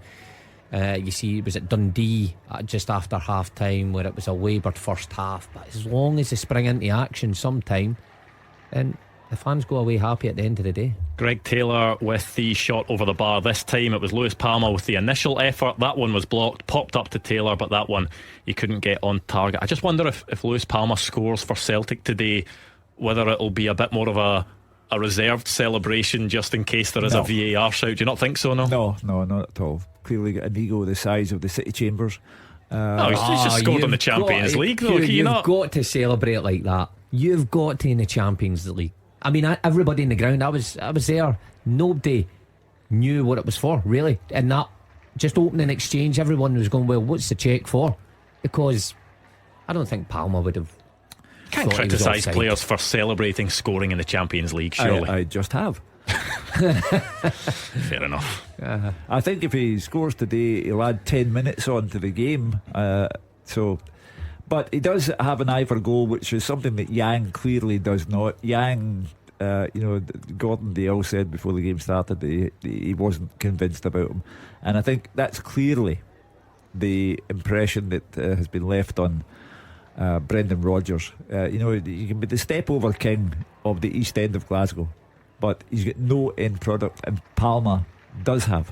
Interesting to see how Cameron Carter-Vickers fares today. Celtic fans will have been excited about him coming back. Of course, came off the bench midweek, lost the ball, that ended up leading to a goal, but in from the start today. Good to get minutes in the legs. He needs 90 minutes and he needs to build on that because he is Celtic's best defender. But fun enough, I was saying at the start of the show, I thought when he came on, and I was surprised that he came on actually, but it must have been a planned substitution perhaps, because... Was that the wrong call for you? No, because we can all make mistakes. I actually agree with Daz. See, once Carter-Vickers makes a mistake in possession, it's an awful lot to do for Lazio to get a goal. Now, when you look at Alistair Johnson's positioning, I'm a great fan of Alistair Johnson. He's got so much praise since he's came here. I think Brendan Rodgers highlighted it after the game as well. He leaves his position almost, to attack and go forward, forgetting about if Cameron Carter-Vickers lose the ball, you're in a whole world of trouble. And that's who scores. It's O'Reilly's got an overload at the back and Johnson can't recover, so a lot had to happen. But I thought he looked commanding when he came in. His aerial duels, he won I think 2 or 3 in them right away. He looked good in the ball. It was just that one incident, but it could have happened to anybody. I'd love to know if that was a planned substitution. You'd think it was, because quite often physios will essentially give a player a clear to play for 30 minutes, and it maybe seemed as if it got to that 60-minute mark and Brendan Rodgers thought, well, I'd rather have my number one centre back on the pitch. Hold on though. Goal flashes with M&D Green Pharmacy. Well, we were just talking about him not too long ago. Celtic 1, Kilmarnock 0, and it's Rio Hatate with the goal. He breaks through the Kilmarnock defence, enters the box, slides it into the bottom corner, down to the keeper's right, and Rio Hatate puts Celtic ahead. Well, Mark Wilson said he was due a big performance. He has looked out of sorts. There was the confusion over his contract. He has now extended, and he is a major player for Celtic, and Brendan Rodgers will be very happy to see that one win. Yeah, he's a wonderful footballer, but he just lost his way in recent weeks, and he did need something. It might just be a goal that sparks his season, and he needs to add more goals. Matt Riley's done it. But Rio Hatate starting well today, and a good start for Celtic, because hearing that they've had a good few chances, Kilmarnock blocking a few efforts, but now just after 20 minutes to get the goal, and Brendan Rodgers will be delighted with that. I think it's important for Celtic to get off and running. You don't want to have another game going in at half time 0-0 and people saying, oh, it's been flat, and there's a reaction after the Lazio game. You know, Kilmarnock have gone there, made it very difficult. We know Derek will have his team very well drilled, very well set up, and to get a goal after 20 plus minutes, listen, that's them off and running now. I couldn't see Kilmarnock ever getting a result at Celtic Park this afternoon. Yeah, Brendan Rodgers had, mentioned something about Rio Hatate just in the summer, that not quite that his mind was elsewhere, but just that, maybe just hadn't got the start he wanted this campaign, just because there were a few moving parts in the summer. But he's now signed that new deal, he's now got a goal. I don't think anyone can doubt the ability that Rio Hatate has. Do you feel that this could really kickstart his season? Well, you would hope so, and he's got all the attributes for it. We've seen it before, but when players get off-field issues in their head, for whatever reason that may be, it may be family situations. Look at Tom Rogic this week as an example. It may be contract issues, just something unsettling. I think it transfers to the pitch. You can see it in their performance, and obviously Hatate had some baggage here in that respect, but he's sorted it out now. Got the goal this afternoon. Goal flashes with M&D Green Pharmacy. Airdriedonians 0, Ayr United 1. Logan Chalmers with the goal, a tap in at the back post from a Jamie Murphy cross, and Ayr United away at Airdrie are 1-0 up. Well, will this help Roger get over Akinyemi? We found another goal scorer in an Ayr United shirt, but that's good for that game. I look forward to Airdrie's response now. Aidan McGiddy playing for Ayr, yeah, is he today? Playing? Let's take a look. I'm glad we all listened to Roger Hanna when he read out the lineups earlier on. Yeah, Aidan McGiddy is not playing today. No. It's a good start for Ayr United, because I think we all called Airdrie this afternoon for a home victory, but still a lot of football to be played. But first goal's always important in these games. You get back to Hatate, I just think that sometimes players nowadays are not allowed a few games off form, and Hatate, of course, he's been a bit flat and a bit off, but you cannot deny he's a terrific footballer, and he was always going to come again. He was always going to come back into that form. That goal this afternoon has probably done him the world of good. Gets his confidence back, up and running again. He's a quality player. A big game at the top of the Championship as well. Raith Rovers 1, Dundee United 0. Lewis Vaughan with the goal for the home side. Great start for my old club. I always thought that would be a difficult game for Jim going down there this afternoon. Down which road? From Dundee to Kirkcaldy. Oh, that's a hard one. You'd go over the old Tay Bridge, wouldn't you? No, I don't think so. I wouldn't go down through the Tay Bridge. And this is the analysis that people are tuning in for. I'm trying to think what way I'd go. From Dundee to Kirkcaldy. While you work that out, I'll update a couple of goals. Stranraer 1, Spartans 0. Thomas Orr with the goal. Edinburgh City 0, Kelty Hearts 1. Tiwi Daramola, who's had a really good start to the season for them, with the goal. Worked it out yet, Gordon? Yeah, I'm thinking. You're now just going to agree with Mark, aren't you? Because you can't think of any other. No, because I get down by leaving, down to the wee roundabout, take a left, don't go right, take a left, down by Randolph where we used to train, down to the bottom of town, take first right, and you're right at the front door. Is it okay to say I'm losing the will to live? Yeah. What bus would you take, Hugh, then? Right, Hugh, give us a recap of the teaser and we'll get some wrong answers. We don't need right. I'd turn like into a sat nav. I'd like to know how Ant and Deck are doing with this one. Can you name the top 8 SPFL goal scorers of all time? And they have not played for Celtic or Rangers. The top 8 SPFL goal scorers of all time who have not played for Celtic or Rangers. Remember, get all your answers in one tweet at Clyde SSB. Scott Connie has gone for Darren Mackey. No. Remember Darren Mackey played He's against him a also few gone times. for Kevin Van Veen as Not well. Not there. Okay, a bit of work to do out there. Our work like our homework an old history teacher. He's actually got the same outfit on as my old history teacher, the old tank. There we go. Tank top. Oh, one. Is that incorrect, that one here? Yeah. That's incorrect. I told Lewis you that was Edwards incorrect. has gone for Sam Cosgrove. No. And Charlie Bear on Twitter has not understood the question, and he's named all the ones from this current season. Ah, right. So we have the likes of Adam Lafondra and Christian Deutsch in there. Charlie, I'm going to read this out to you very slowly. Sit up and pay attention. Can you name the top 8 SPFL goal scorers of all time who have not played for Celtic or Rangers? Charlie, the hint is there. In fairness, I think he's read the tweet, which doesn't say of all time, but make sure it is of all time when you are sending us those 8 answers. How are those two getting on, Hugh? Yeah, they've got 4. Okay. Hold on, I'm going to get a cracker here, Hugh. Manchester United 1-0 down as well at home to Brentford. How long could he get away with it? I think that would be the straw that would break the camel's back, surely. Oh, here we go. Goal flashes with M&D Green Pharmacy. A wonder goal for Hearts at Tynecastle against Hibs, and it's the man in form, Alan Forrest, that's got it. Cut in from the left, hit a screamer into the top right hand corner from 25 yards, and Hearts are 1-0 up against Hibs. Well, what a fantastic start for them. It's been even so far, but it's not only good to have broken the deadlock, but if you break it in dramatic, crowd pleasing fashion, all the better. Tynecastle will be rocking, and Hugh's quite rightly saying that about the goal. If you get a tap in, great derby, but if you get a screamer for 25 yards, makes it so much sweeter. Yeah, well done, Alan Forrest. Good player. Definitely reminds you when you look at his brother James. Gordon Duncan's and his sister as well.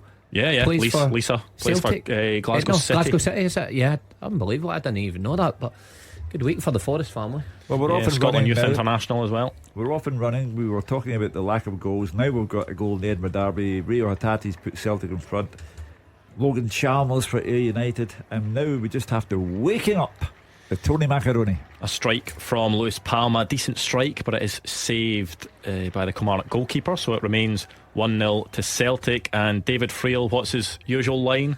It's Dreek or something. Scrappy. David Friel says it is scrappy between Livingston and Motherwell. To be fair, he was a bit late with his scrappy. What's that, about half an hour in? Yeah.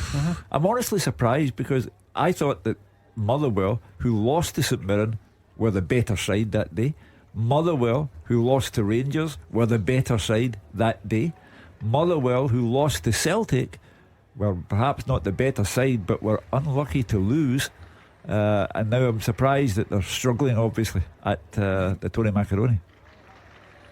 Yeah, not much to report there. Hearts 1-0 up against Hibs, Celtic 1-0 up against Kilmarnock, and in our featured championship game it is Ayr United that have the lead away to Airdriedonians. I'm doing well here. I'm standing next to Brain of Britain. He's just put Van Veen down.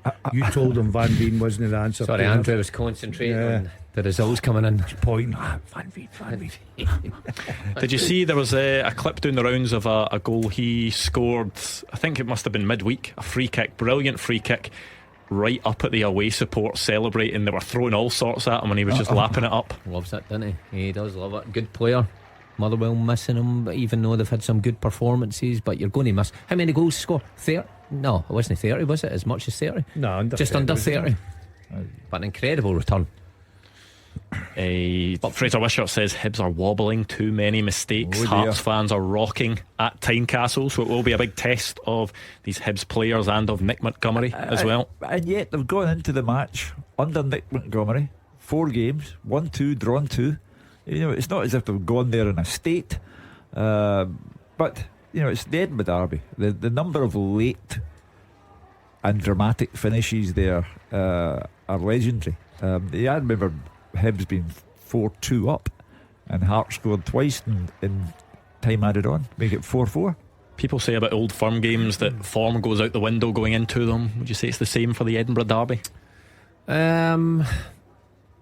Just my take in Edinburgh Derby, it always seems that Hearts are just a team that's always in the ascendancy and more often not win the game. Hibs never seem to turn up in these big games, especially at Tynecastle. Well, Fraser said that, was it 4 years ago that the last one? 1 and 8, is it? You'll remember, Dazzler, when in the John Robertson era, Hearts went 22 Edinburgh derbies without losing one. 22. And that record remains unchallenged by any other city with a derby. Oh, what a goal that would have been. Dan Casey tries to lob Shamal George from the halfway line. It was a free kick, and it took a really good Shamal George save to tip over. He wasn't expecting it. It looked as if it was going in from Dan Casey. Deliberate. It's not going to count. From Casey. Oh yeah, went for it. Yeah. But there is another one of these. Goal flashes with M&D Green Pharmacy. We asked how he would celebrate. It's Celtic 2, Kilmarnock 0, and it's Lewis Palma. This one, a really good goal as well. Curled in over 20 yards out. This one goes into the top corner, and Lewis Palma puts Celtic 2-0 up. Well, I said earlier on, he has what Yang does not have, and that's an eye for a goal. His cross at Motherwell turned into a goal, but it was one heck of a cross to begin with, and he got his just reward. And the goal against Lazio would have been a real feather in his cap, but for VAR, and that was a shame for him. But the guy just has an eye for a goal. He doesn't have great pace, but he has that eye for He's goal. justified the pick this afternoon, you've got to say, you know, because Brendan Rodgers could have easily went with Yang again, and the experience of Forest just freshened up a little bit. But Palmer's been given the nod, and he's obviously rewarded his manager with a terrific goal. Getting the key details from Gabriel as well. Lewis Palma's top stayed on in his celebration this time. It's raining. You don't want to be getting yourself wet on your idea. But I mean, it's clearly. Oh no! Get the top back on, with M&D Green Pharmacy. Oh, and it can't be. Could you believe it if this one gets ruled out? It is a VAR check for a possible offside for Lewis Palma's goal. So we will wait and see. However, not too long a wait. The goal has been given. It does stand. Lewis Palma has his goal. And now he gets two celebrations for the price of one. It's clearly what he's going to bring to Celtic, though. I think we've seen that in the few appearances he's made so far. That Hugh's right.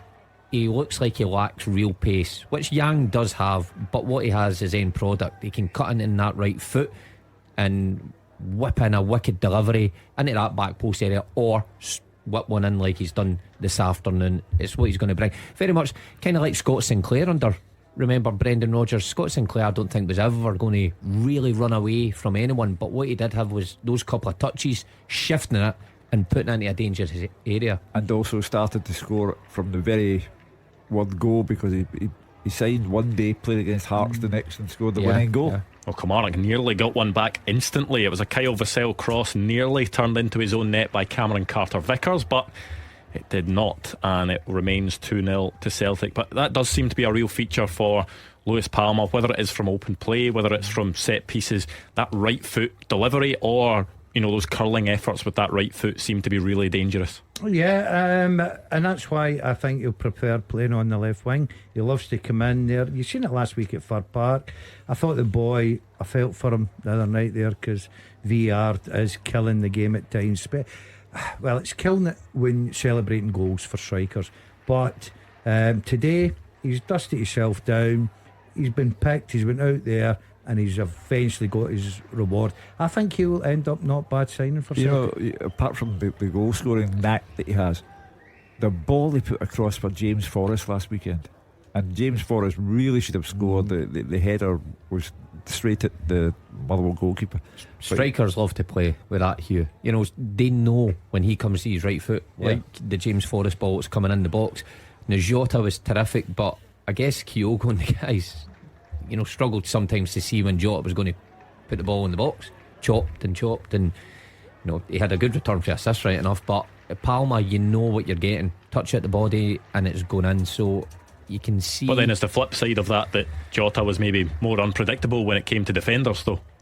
Well, if you ask me who I would prefer to play against, Palma all day long, of course, because I would just try and shut off his right hand side. I've yet to see anything on his left side. He may prove me wrong, but Jota could go either way, of course. But it's such a strong point to have in your team. If you've got a guy who's predominantly right-footed on that left wing, who cuts in but can whip it in with the quality he's got, you're going to find yourself with a lot of goals as a result of that at the end of the season. Could a big performance today from Lewis Palmer, which it looks to be so far, could that really nail down his spot in the starting 11? Because Brendan Rodgers, apart from defensively where they've had injuries, has been pretty consistent with his starting lineup, although the third member of that front three without Jota has changed quite a lot. Do you think that Lewis Palmer could really add himself alongside Kyogo and Maeda as almost certain starters? Well, if it was the biggest game of the season tomorrow and you're picking the Celtic team, I think everybody would agree, and maybe that one position would be open for opinions, because you've got 3 or 4. He's tried Forrest there, he's tried Yang there, Abada's injured, Palmer's come in. Yeah, of course, if he keeps doing what he's doing, it'd be very hard to replace him. Well, but for VAR, you'd be talking about someone who had 3 goals for Celtic in the space of a week. So he scored against Motherwell, now scored against Kilmarnock. It was just an offside goal, though. You can't really say if it wasn't for the goal being disallowed, because it was rightly disallowed. Of course it was, yeah. But he just has the knack. He's a 2-goal hero. Yang's a one-trick pony. A second goal for Conor O'Keefe. Peterhead 2-0 up against Forfar. Poor Yang, getting he's been judged already. Glasgow Airport for you, sir. I will agree. I thought Yang had a bit of a nightmare with end product the other night, but what I did like about him as a winger, when he got the ball direct, he was direct, and okay, let's be honest, he kept losing the ball when he was direct, but it takes a lot of bravery to do that. So I think there's something in Yang. I think there's something there. Could be proved wrong at the end of the season, but I just think there's something there. Well, cover your ears, Roger Hanna. York City are 1-0 up against Bromley, and it's Dipo Akinyemi that's got the goal. I think 8 and 15 he's got for York now. If you can't score against Bromley. Yeah, he is playing in the National League. Stranraer 1, Spartans 1. James Cragen with the goal for the visitors to level things up there. Remember him at Partick Thistle. What about the Palmerston Pep? Where's he? I don't think there's been any. I don't think there's been any goals in that game so far. He usually loses the first goal, so you'd be better hurry up and get it over with. You'll be getting your money's worth for goals, certainly at Queen of the South games this season, wouldn't you? Yeah. Well, plays open, expansive football. Yeah. Shall we do the teaser one last time and give them a one minute warning? Can you name the top 8 SPFL goal scorers of all time who have not played for Celtic or Rangers? How are you two getting on with this? We're doing okay. We've got 6. Hugh, could you look at that, and have I played with any of those players? No, I can't. Oh, that's before your time. Yeah, can't. 5 out of 8. There's one that I thought, I didn't think he scored that many goals. But there's one. Who is it? Well, I'm not going to tell you. How many we got, Mark? 5 out of 8. Anybody on the podium, Andrew? I think I'll need to check. Actually, no one so far. Only one so far. All one. Yep. So hard question then, Hugh. Still a bit of work to do on that teaser. Get your answers in at Clyde SSB. Still time to get on that teaser. What do you think is the minimum number of goals to get on that list of 8 would be? Go 55. What a guess that is, by the way. 53. I went 53. I went 54. You heard my 54 coming in before you said 53. You were thinking in the hundreds before Mark gave his answer, and I said that it was a good answer. Some wrong answers. Elizabeth has said Craig Dargo. No. That's a good shout. She scored a few goals. Also, sorry, that was Scott McDougall. Scott has also said Fletcher. I'm assuming that's Stephen Fletcher. We went down that road. No. Okay.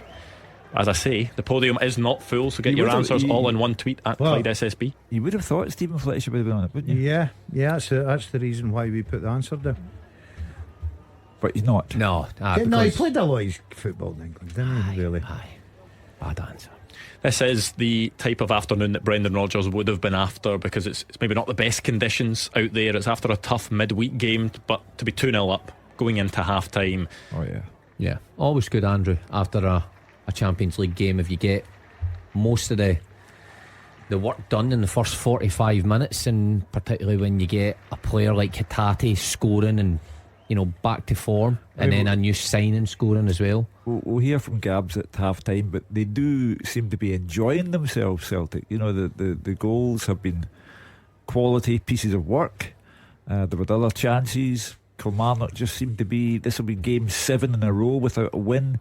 That has to be a concern for Derek McInnes. Certainly doesn't move you closer to the Rangers job. So you think he'll still be in the running in that list of final interviews, Derek? No, I don't think he's been interviewed. I don't think you can interview another Premiership manager without today's media world finding out about it. Yeah. That would be quite a story. The Premiership manager being interviewed by another club. Difficult to keep that a secret. Yeah, I mean, what route do you see Rangers going down? Gordon Dalziel, do you have any ideas of? No, I don't. Okay, never mind then. You're earning your money on the show. Brilliant. Obviously, for me, they need a man manager, right? Because I think they've tried this wonder coach that comes in and sets up the tactics and plays this, magnificent football. I think they need somebody to get in and really address the situation inside the dressing room. And I think man managers, strong leaders, guys that can get in there, get players. As Mark said, you've got to come in, you've got to work with these players to January, remember. So you've got to get a tune out of them. And I think that the way you get a tune out of them is man management. I think you look at Postecoglou. I think Postecoglou's magnificent at it. He comes into Celtic Park. I thought you were just about to pitch him there as a potential candidate. Man manages at Celtic, goes to Tottenham, loses probably one of the best players in Europe, and man manages his team, and they're sitting to the top of the league. Now, it's well known that Postecoglou doesn't spend a lot of time in the training grounds or whatever, but it's the way he handles the players, and I think that's what Rangers need to go for, a strong leader character. A second goal for Dumbarton. They're 2-0 up against Clyde. Tony Wallace from the penalty spot. Montrose 1, Alloa 0 as well. Blair Lyons scoring for the home side in that game. No, but I'm amazed at the amount of Rangers fans who don't fancy Kevin Muscat, though. When you look at his previous record, pretty much a copy of the path Postecoglou took, and very much a kind of disciple of his.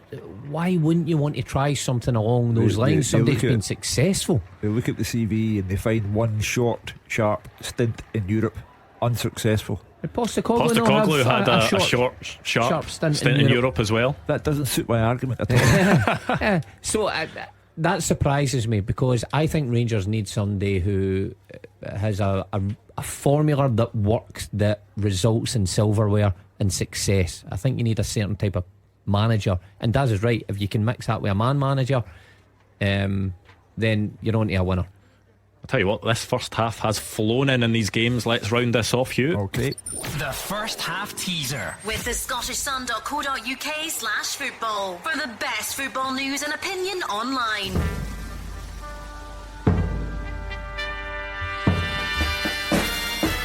I asked you if you could name the top 8 SPFL goal scorers of all time, and they had not played for Celtic or Rangers. I'm going to do this in ascending order, Dazzle. That means I'm going up the way, right? Could go any way you want. Gary O'Connor would be preferable. Gary O'Connor with 53 goals. Stevie Crawford with 60.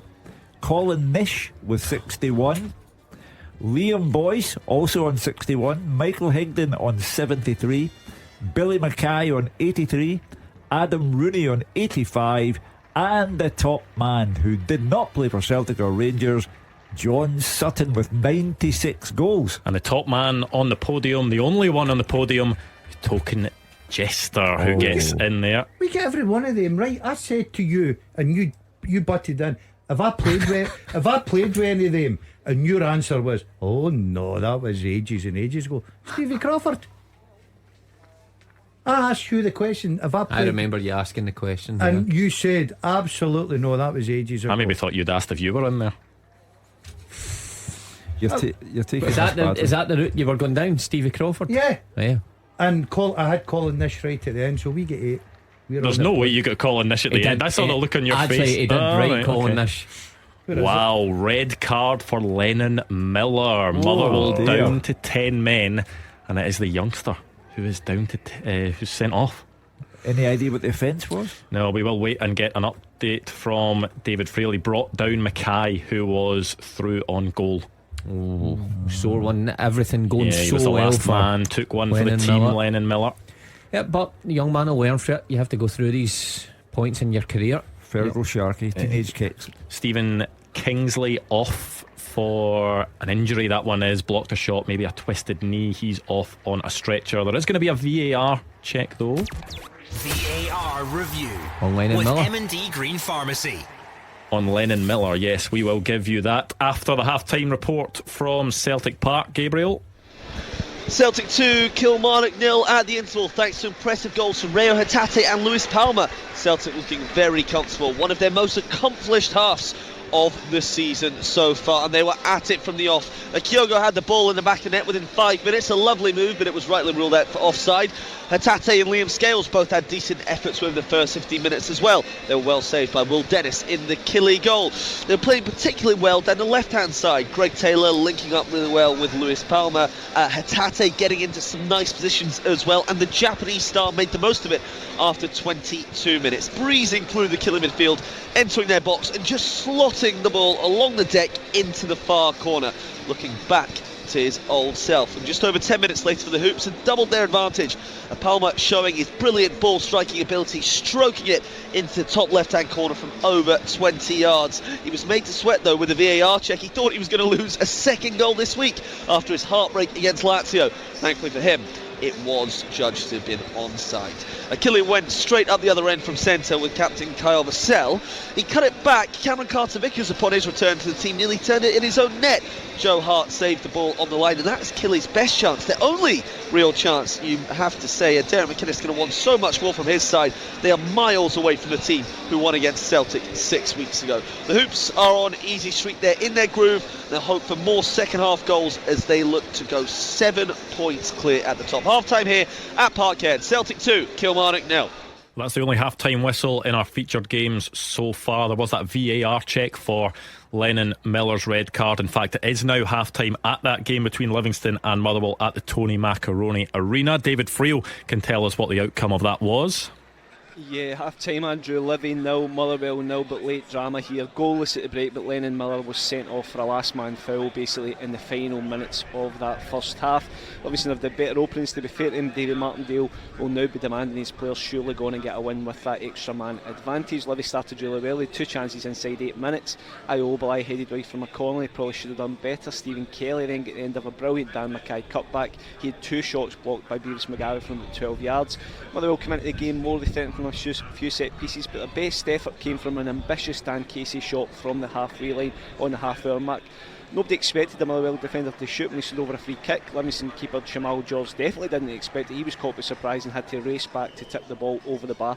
Looked like the first half was just going to peter out, but then Livingston on a counter. Dan Mackay was played in. Lennon Miller, he did great to get back, but couldn't get there in time. He tripped to Livy winger Don Robertson, came out with the red card. There was a VAR check, but Lennon Miller was sent off. So goalless at the break, but Livy do have that man advantage when Motherwell down to 10 men. Half time, Livy 0, Motherwell 0. Yeah, that will be a real disappointing one from Lennon Miller, but it has been a fantastic season for him up until this point, Mark. Yeah, outstanding young player, had many standout performances so far this season, so he'll obviously be sitting in there gutted at half time, especially with his manager just coming in and maybe having a pop on. VAR review with M&D Green Pharmacy. A check at Tynecastle for a possible Hibs penalty for handball. I'll tell you, we'll find out the result of that after Roger Hanna tells us the half-time story between Airdrie and Ayr United.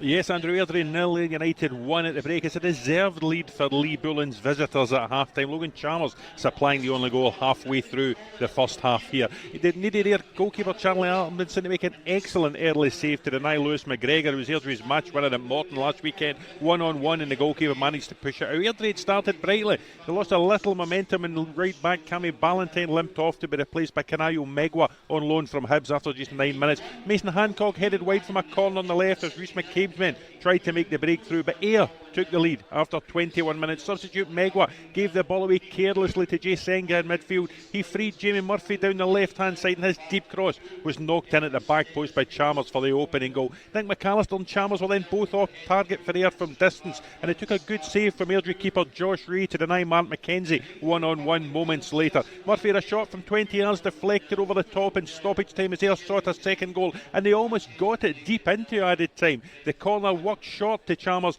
He swung one in, and it needed goalkeeper Ray to slap it over his own bar to keep Airdrie in this game. Half time here at Airdrie 0, Ayr United 1. Well, that check is still going on, I believe, at Tynecastle for a possible handball for a Hibs penalty. I'm led to believe it dropped down between Lewis Miller and Alan Forrest, possibly hit the arm of Alan Forrest. However, a decision has been made. We can go to Tynecastle. Fraser Wishart. Yeah, the decision was there was no penalty. It didn't look like a handball to me, but what a terrific 45 minutes by Hearts. It's Hearts 1, Hibernian 0. They've been dominant, excellent in the ball, real pace and creativity, a constant threat to David Marshall's goal. And off the ball, they've also been terrific. They've pressed Hibs with high energy and not allowed Hibs any decent possession at all, and just taking the ball off the Hibs players almost at will. Perhaps a little disappointment for Hearts as it's only one goal that they lead by, but what a goal that was. A goal of the season contender by Alan Forrest. It's actually a good start to the game by Hibs. The first few minutes they had the ball near the Hearts goal, but 6 minutes, the first real chance of the game came in. Alec Lowry just ran onto a long clearance by Toby Sibic. It wasn't a pass, he just cleared it down the line in behind the Hibs defence, and he struck his shot well. It was beaten away by David Marshall. A couple of early bookings in the frantic early stages. Ron Shankland and Cammy Devlin yellow carded in the first 8 minutes before Lowry, in his favourite number 10 position. He's been outstanding, taking up really good positions. This time made a yard for himself, inside right position about 20 yards out. His low curling left foot shot beat Marshall. We had a great view of it, but it hit the right hand post and came out. Lewis Miller of Hibs was then booked for a lunging tackle in Vargas. 3 yellow cards in the first 15 minutes, leaving those players walking a tightrope. But it was really just all Hearts, and Lowry the real danger for them. He combined with Shankland to get a shot away, but it was straight at Marshall. But little seen of Hibs in attacking sense. Hearts pressing well, not allowing Hibs to settle, and Shankland then forced Marshall into a good save low to his left before the opening goal came in 28 minutes. Alan Forrest got the ball on the right hand side here in front of us in the main stand. He cut inside. He could have passed the ball to 2 or 3 players inside, decided to just fire a brilliant 25 yard shot with his left foot into top right hand corner. Marshall absolutely no chance. Tynecastle was rocking. Hibs unable to get a grip of the ball. 2 midfield players been overrun, and Ellie Yuhan shot on 35 minutes from 25 yards, well over, was their only shot that go. But a real blow for Hearts just on half time. It's taken a wee bit of shine off it. Was it left back Stephen Kingley blocked a shot by Venta, and he looked in a bit of trouble straight away. He's been taken off on a stretcher. One of these ones you think it might just be a twisted knee with a fire coming on. Lots of work to do at half time for Nick Montgomery. I wouldn't be surprised to see a couple of changes, especially another body in midfield, perhaps Josh Campbell. But Hearts absolutely flying. Half time at Tynecastle, Hearts 1, Hibernian 0. We'll give you the full story of the half-time scores next. Scottish football's league leader. This is Clyde One Super Scoreboard. Half-time scores across the SPFL today. Celtic 2, Kilmarnock 0. Dundee against Ross County was postponed. It's Hearts 1, Hibernian 0 in the Edinburgh Derby. Livingston 0, Motherwell 0, but Lennon Miller sent off late in that first half. Down to the Championship, Airdriedonians 0, Ayr United 1. Dunfermline against Arbroath was postponed. Inverness 0, Partick Thistle 0, Queen's Park 0, Morton 0, Wraith Rovers 1, Dundee United 0. Into League 1, Cove Rangers 2, Annan Athletic 0, Edinburgh City 0, Kelty Hearts 2, Montrose 1, Alloa 0, Queen of the South 0, Stirling Albion 0, and it is a 5:30 kick-off between Falkirk and Hamilton. In League 2, it was postponed between Bonnyrigg Rose and East Fife. Clyde 0, Dumbarton 2, also postponed because of those weather conditions between Elgin and Stenhouse Muir. Forfar 0, Peterhead 2, Stranraer 1, Spartans 2. And the English Premier League scores as well. There was an early kick-off. Ange Postecoglou's Tottenham 1-0 winners away to Luton despite being down to 10 men. In the 3 o'clock games, Burnley 1, Chelsea 1, Everton 2, Bournemouth 0, Fulham 0, Sheffield United 0, and Manchester United 0, Brentford 1. We will bring you the second halves next. The Clyde One Super Scoreboard Podcast with Lookers Land Rover. Here, wherever and whenever you need them. Visit them in store or online. The Clyde One Super Scoreboard Podcast with Lookers Jaguar. Buy your next car or book your MOT service or repair online. The winning team all season long. This is Clyde One Super Scoreboard. Well, back underway in some of the 3 o'clock kickoffs, but of course, because of VAR and stoppages, the second halves always kick off at different times. I think we can maybe go back to Tynecastle to speak to Fraser Wisher, and I'm sure that was a first half that Hearts fans really enjoyed. Fraser? Yeah, I enjoyed it myself as well. Sometimes these Edinburgh derbies in recent years have been pretty poor spectacles football wise. You know, the atmosphere's been brilliant, the fans have been terrific, but the ball sometimes just get lashed from one end of the park to the other. But Hearts have been really, really good. You know, the football they've played with the likes of Vargas and Lowry and Forrest, just in behind Lawrence Shanklin, are causing real problems, and the ball's just getting zipped into these players, into the wee gaps just behind the midfield of Hibs, and when they turn, they're causing real problems. The Hearts fans have been absolutely loving it, and Hibs just look rattled. You know, when you look at their team, 4 attacking players. They've got Boyle and Ewan wide, they've Doidge and Benta up front, and I think Benta had a shot towards the end. It was the first time that they actually looked like scoring. They've not been able to get a hold of the ball, not been able to get up the park, and that's due to the fact that from the front, all these players I spoke about, they're really good footballers, they're pressing really well, and Hibs are giving the ball away. So I thought it might have been a change at half time by Hibs, but their team have just come out onto the park, and I still see those 4 attacking players, which I'm surprised at, because they've been completely overrun in midfield. But it's been a really good game of football to watch, particularly Hearts, and the Hearts fans are loving it. But as we always say, they're only 1 up, and we're now into the second. Well, we're going to have 5 minutes or so to kick off in the second half, but it's a new game for Hibs. They can't play any worse, and if they get a game, then then it's game on. There were quite a few early yellow cards in that game. Was there ever any danger in it spilling over, or was Willie Collum maybe a bit card happy? I think there was a wee bit of danger at that point of it spilling over as well at that point, but perhaps Willie Collum has done the right thing. You know, he's clamped down on a few challenges. You saw the Shankland one, and the guys thought it wasn't a yellow card. For me, it was on the far side, didn't look that bad, but the other two definitely were, and it could have got out of hand. But maybe credit to Willie Collum by putting those yellow cards out, then he's taking control of the game. But hopefully we won't see too many of those, but certainly we want to see a bit more action, and I think we're in for a really action-packed 45. Hibs are shooting to the right-hand side as we sit in the main stand into their own supporters, and their supporters want to roar them on to do much better in the second half. But the Hearts fans really enjoying this one as we're just about to kick off. Clyde One Super Scoreboard Goal Flashes with M&D Green Pharmacy, putting patients at the heart of everything they do. Visit them today. Yes, looking forward to seeing what happens in that second half in the Edinburgh derby. I love it in the Edinburgh derby when you're shooting towards your own fans and they're right on top of the goalkeeper. Great second half. It ain't over yet. Yeah, I think there was not a single person in the studio that went for a Hearts win. I think it was you went for a draw. Was it Gordon? Yes. And then a Hibs win for the two of you. Yeah. You're starting to fear for your prediction a bit. I'm going to stick, Andrew. I'm going to stick. I think Fraser sums it up perfectly well. I'll give you one lifeline in any of your results. I'm going to stick with all my predictions because Celtic's up. I think Hibs, I'm going to stick with them. I think Airdrie will come back against Ayr. Who have you got, Livingston, Motherwell? Draw. Have you? I've got Motherwell there, but I'm going to swap. 10-man Motherwell now. You've gave us one lifeline and you've no one that's taking the lifeline. You're not allowed to change. I was just wondering. I was just gauging the temperature. There's no changing here, but I think we are a few minutes into some of the second half, just the way it's worked out. So Hugh, we will get this up and running. Good. The second half teaser with the ScottishSun.co.uk/football for the best football news and opinion online.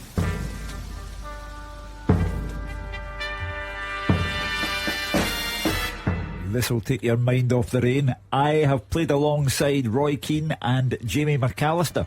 I have been managed by Tony Pulis and Terry Butcher.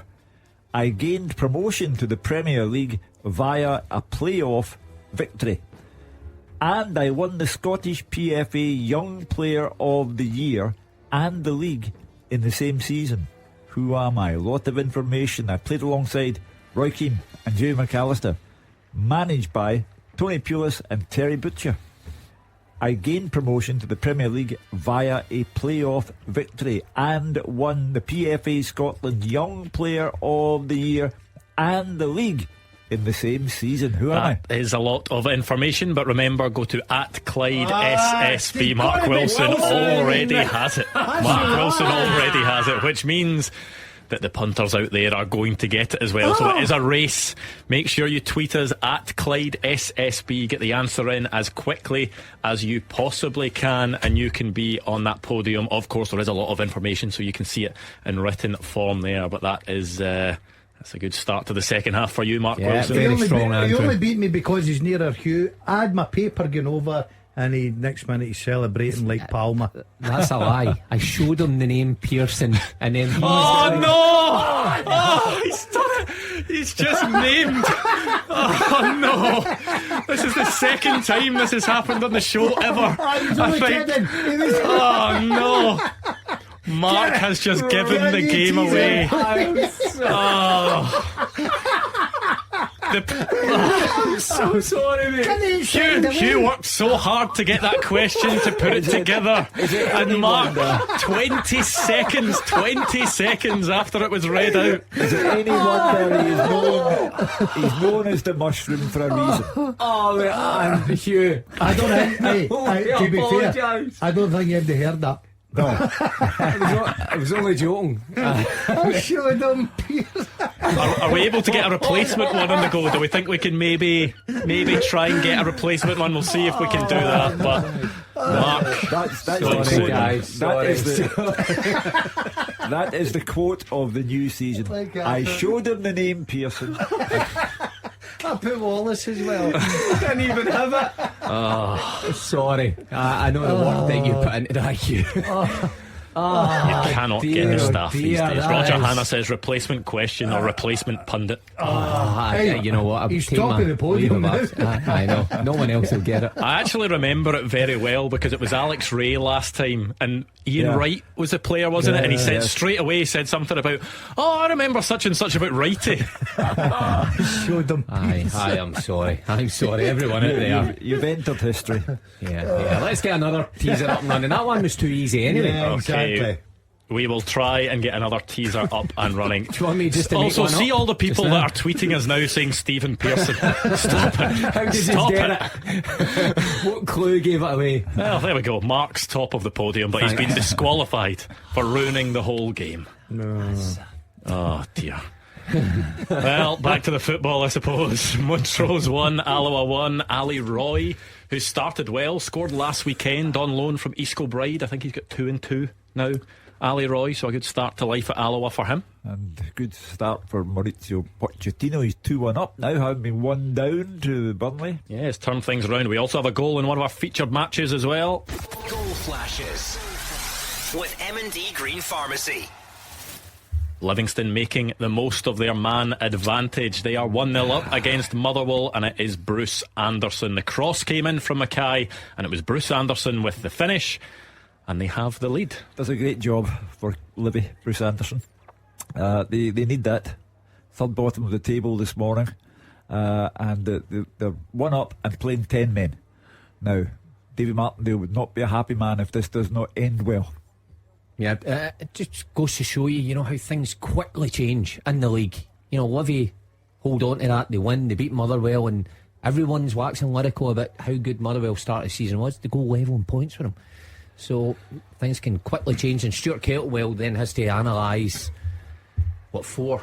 Is that 4 defeats? Yeah. In a row, and you never seen that coming. So David Friel has described it as a DL finish. What do you think that means? 6 yard, cross the 6 yard, boom, side foot. 2 yards out. Well, I said 6. I was giving with myself a nose.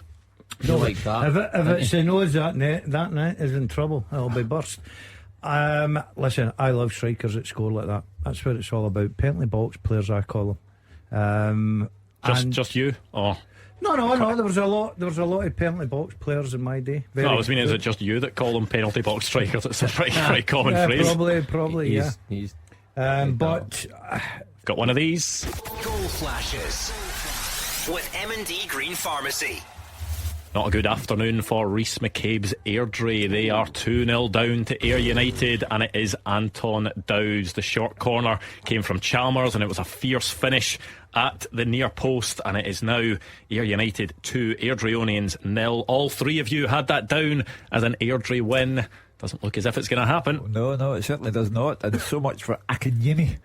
He may be all right at York, but in the the Championship. Without him, Airdrie have found that Ayr United have other goal scorers. Yeah, Dippo who, says Roger Hannah. Yes, exactly. The man that's already scored for his own club today.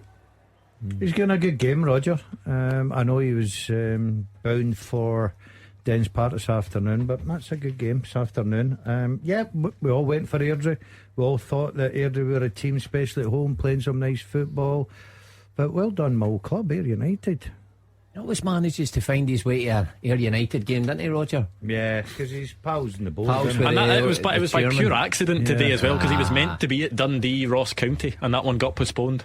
Don't say listen, Roger is brilliant. He gets about, he goes to games, he takes one for a team. He's over there at Airdrie. He's best pundit in the show back country. I just keep hearing the words, "What have you done for me lately?" when you were speaking there. Who, Roger? Oh no, I think me and Roger are very close. Get a feeling there's something behind. Yeah. I was waiting for the punchline. Credit. This guy gives no one credit unless someone gives him something in return. He's my new best friend. It must have been something substantial. There's definitely been a favour in there. What's the favour? What's the favour? Yeah, not at all. Never forget. Celtic moving the ball well, says Gabriel, playing with total confidence. Well, and it seems to be the case that Kilmarnock are playing with no confidence whatsoever, but Celtic have had them up against the wall from the very first whistle, and they do seem to be enjoying themselves today. No Lazio hangover, focusing on the domestic priority. Hugh, give us that full-time teaser again. No, thank you. I feel guilty. I may as well just try and come up with one. Penalty to Celtic, and they have a chance to go 3-0 up.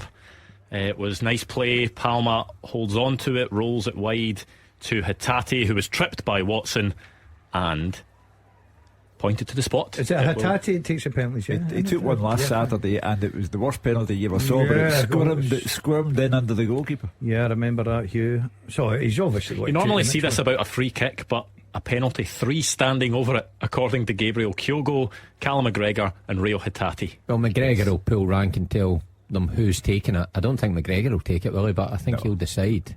I think Callum McGregor was the one that was maybe trying to settle some sort of dispute. It is Rio Hatate that has the ball now. He will be the one taking it. He'll be looking to get his second goal of the game. He'll be looking to get Celtic's third goal of the game.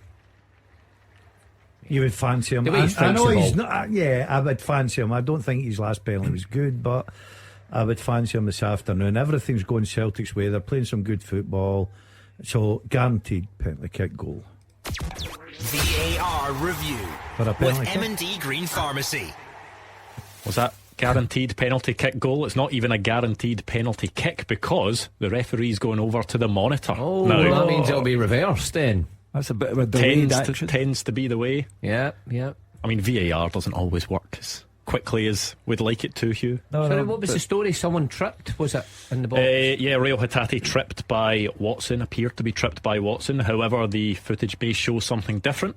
What a time of it Celtic are having with VAR. The Lazio goal, a check on the goal from Louis Palma today, and now another VAR check. I go back to the words of the England manager Gareth Southgate. VAR is making the game worse. Well, Rio Hatate will not get his chance to take a penalty. It has been reversed, and no penalty to Celtic.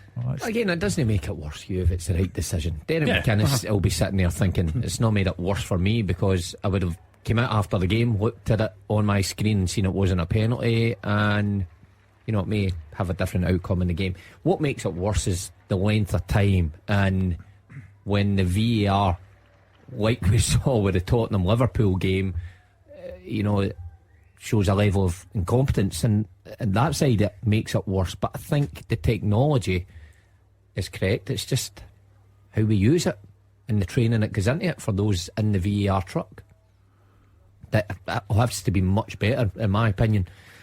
And the spotlight is on England just now by the VAR, but we don't get off lightly as well.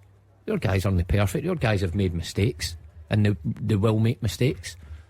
But the technology is sound, I think. That's enough crawling. Yeah. But I'm usually on here actually complaining about our referees, but well, we'll see if this one gets reversed, because there is a penalty to Livingston now as they look to double their lead against Motherwell. Just scored through Bruce Anderson, and they could make things worse. That's a blow for there's one of these as well. All happening with M&D Green Pharmacy. That button will need a service by the time December comes up. Hearts 2, Hibernian 0. It's an own goal by Jordan Obita, and Hearts are in a very, very good position to get that Edinburgh Derby win. Yeah, that's the end of the big picture. Hibs have obviously toiled. Fraser said at one point that they look to be rattled. Well, they're well and truly rattled now. If Hearts failed to win from this position, it would be a major black mark against Stephen Naismith's name. But as long as everything's okay. Rangers. Yeah. There was a big influence from Alex Lowry as well. It was his cross that was sliced into the net by Jordan Obita. I think the stadium announcer gave it to Alex Lowry, but will probably go down as an own goal. Yeah, I think the young man's done well by the sounds of it today for Hearts. And Stephen Naismith, you think that just takes some of the pressure or some of the dissenters away from what he's doing, because Daz is right, that stays the same. They would leapfrog Rangers into third position, maybe only till tomorrow, but things just starting to turn in a positive light for Stephen Naismith. Goal flashes with M&D Green Pharmacy.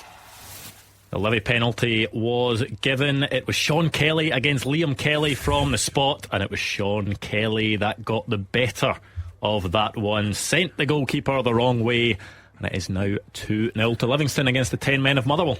Great scoreline, not yet a result, but a great scoreline for Davy Martindale, and well, that's 4 defeats in a row for Motherwell now, so Stuart Kettlewell deserved every word of praise he got when he became the Motherwell manager and steadied the ship there. But there's no room for sentiment. If you can play well but still lose, that's just your tough luck. That's 4 defeats in a row now. There cannot be many instances in football where a brother has scored a penalty into his own brother. I know. That's quite good, isn't it?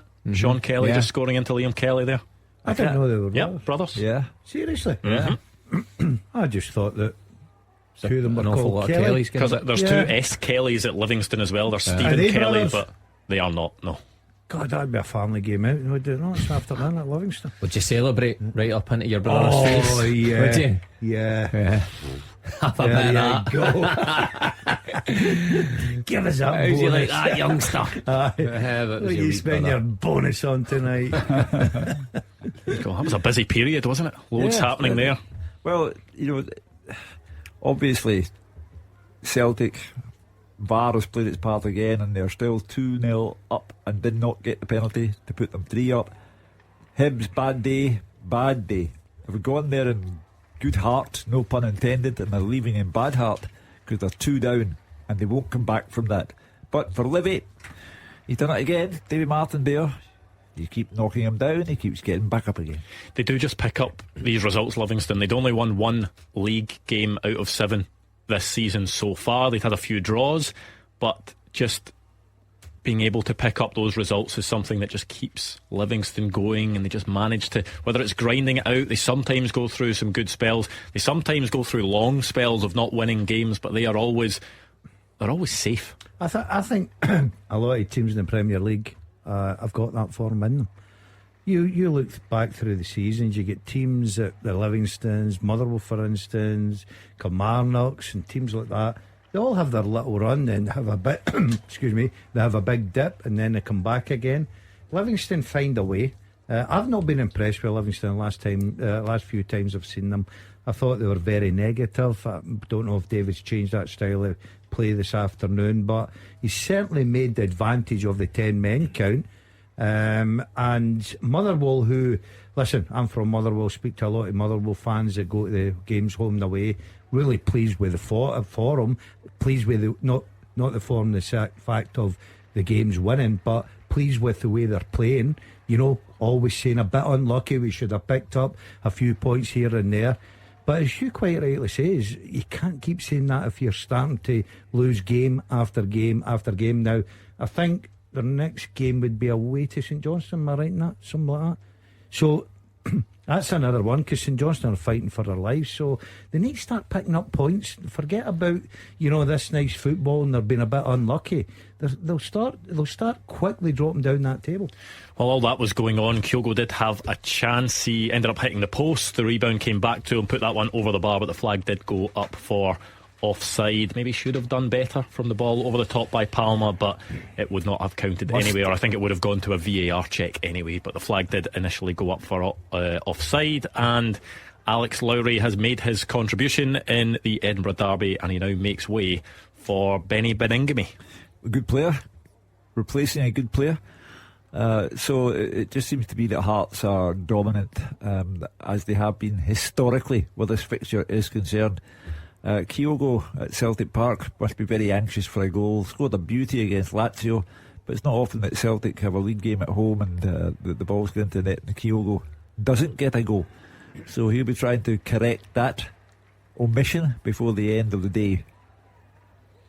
Yeah, Benny Beningame coming on for Hearts as well. An interesting case with him, because he was a real big performer for them when he first turned up at the club, then had a really bad injury. Came on for, started to get away to Rosenborg, didn't he? A really tough 45 minutes, and was taken off at half time. Wasn't seen for a long time after that again. However, he's now starting to get back into things. I think this is the sort of 3 times in 4 games that he'll now have featured, so they'll hope he can get back to that form. Yeah, because he is a good player, like you says. I remember seeing him, did he come on against St Johnstone? That was his big return away at McDermott Park. Was that the first game of the season actually that they won? But then that was a big surprise that he started in the European game and not just been able to hold a place down, but back in the fold now, and he'll be looking to hold on to a starting place next week. Right, Mark Wilson, your microphone is going off because we have another teaser. Hugh, quickly read it out. We'll tweet it at Clyde SSB, and it is a race. This one will not get spoiled, and tweet us the name at Clyde SSB. I have played alongside the Hibs manager Nick Montgomery and the Cali Thistle manager Duncan Ferguson. I've been managed by Davy Moyes and Lee Clark. Early in my career, I won the Scottish Cup and was named the PFA Scotland Young Player of the Year in the same season. Who am I? I have played alongside Nick Montgomery and Duncan Ferguson, been managed by Davy Moyes and Lee Clark. Early in my career, I won the Scottish Cup and was named the PFA Scotland Young Player of the Year in the same season. Who am I? Mark Wilson is writing something down, and I am fearing for his future on the show. Shout it. That's who it is as well. Has he got it? Say nothing, Mark Wilson. Go and stand outside. Yeah. I tell you what, for all that you disgraced yourself earlier on, that's good form. That must have taken you a total of about 10 seconds to get 2 different. Right, okay. At Clyde SSB, it is a podium system, so quickest will be at the top of the podium. Get your answers in at Clyde SSB. Now we have one of these Goal flashes with M&D Green Pharmacy. Airdrie could get back into this one. They have a goal through Lewis McGregor. Ayr were claiming that the ball went out of play before the cutback. However, it came to Lewis McGregor and he scored, and it is now 2-1. That looks an interesting game, and there's one of these. Goal flashes with M&D Green Pharmacy. And it's for Hibs. Hearts 2, Hibs 1. Ellie Ewan with the goal, and that will mean there is going to be an exciting final. What are we, 25 minutes maybe of the Edinburgh Derby? He was first to a loose ball, fired it high into the net from 12 yards. Ellie Ewan with the goal, and it's all to play for again. Is it going to be allowed to stand? We're having a VAR day. Yeah, that's true. Every goal that's scored now. But the VAR, is it working at Tynecastle? It is working at Tynecastle. Yep. I think it was working for kick-off because there was the check earlier on for the potential handball for a Hibs penalty, and I think there had been a previous check as well. There will be a couple of changes for Celtic. Nat Phillips coming on, you would assume, for Cameron Carter-Vickers, just to ease his way back into proceedings. And it's going to be James Forrest as well, just waiting for confirmation. But you think, 30 minutes midweek, 60 minutes around that, just over that for Cameron Carter-Vickers today. Is that smart for Brendan Rodgers? Yeah, smart. I think he'll take his advice from the medical staff and the sports scientists, as many managers I'll stop do. you there, Mark Wilson. Goal flashes with M&D Green Pharmacy. Out of nowhere, Celtic 2, Kilmarnock 1. And it's a goal. Oh my goodness, it is all happening. No, that goal should stand, and we'll see if this one does as well. Goal flashes with M&D Green Pharmacy. Hearts 2, Hibs 2. Ellie Ewan has scored a quick fire double, and it is level in the Edinburgh derby. And Kilmarnock have one back against Celtic. A manic few minutes in the Scottish Premiership, which means we could be in for a grandstand final 20 minutes, Hugh. Who scored for Kilmarnock? It was Watson. David Watson slipped in by Polworth. Has that change been made? Carter-Vickers off, Phillips on? I don't or was it think ready? it has been made yet. I wonder. I will wait and see. I just wonder if Brendan Rodgers may put the brakes on that one. Yeah, the Celtic players are complaining. They felt Alistair Johnson was fouled in all that. So we'll see if there is any sort of check or if the game is back underway. The finish from Watson, it was just slid under Joe Hart.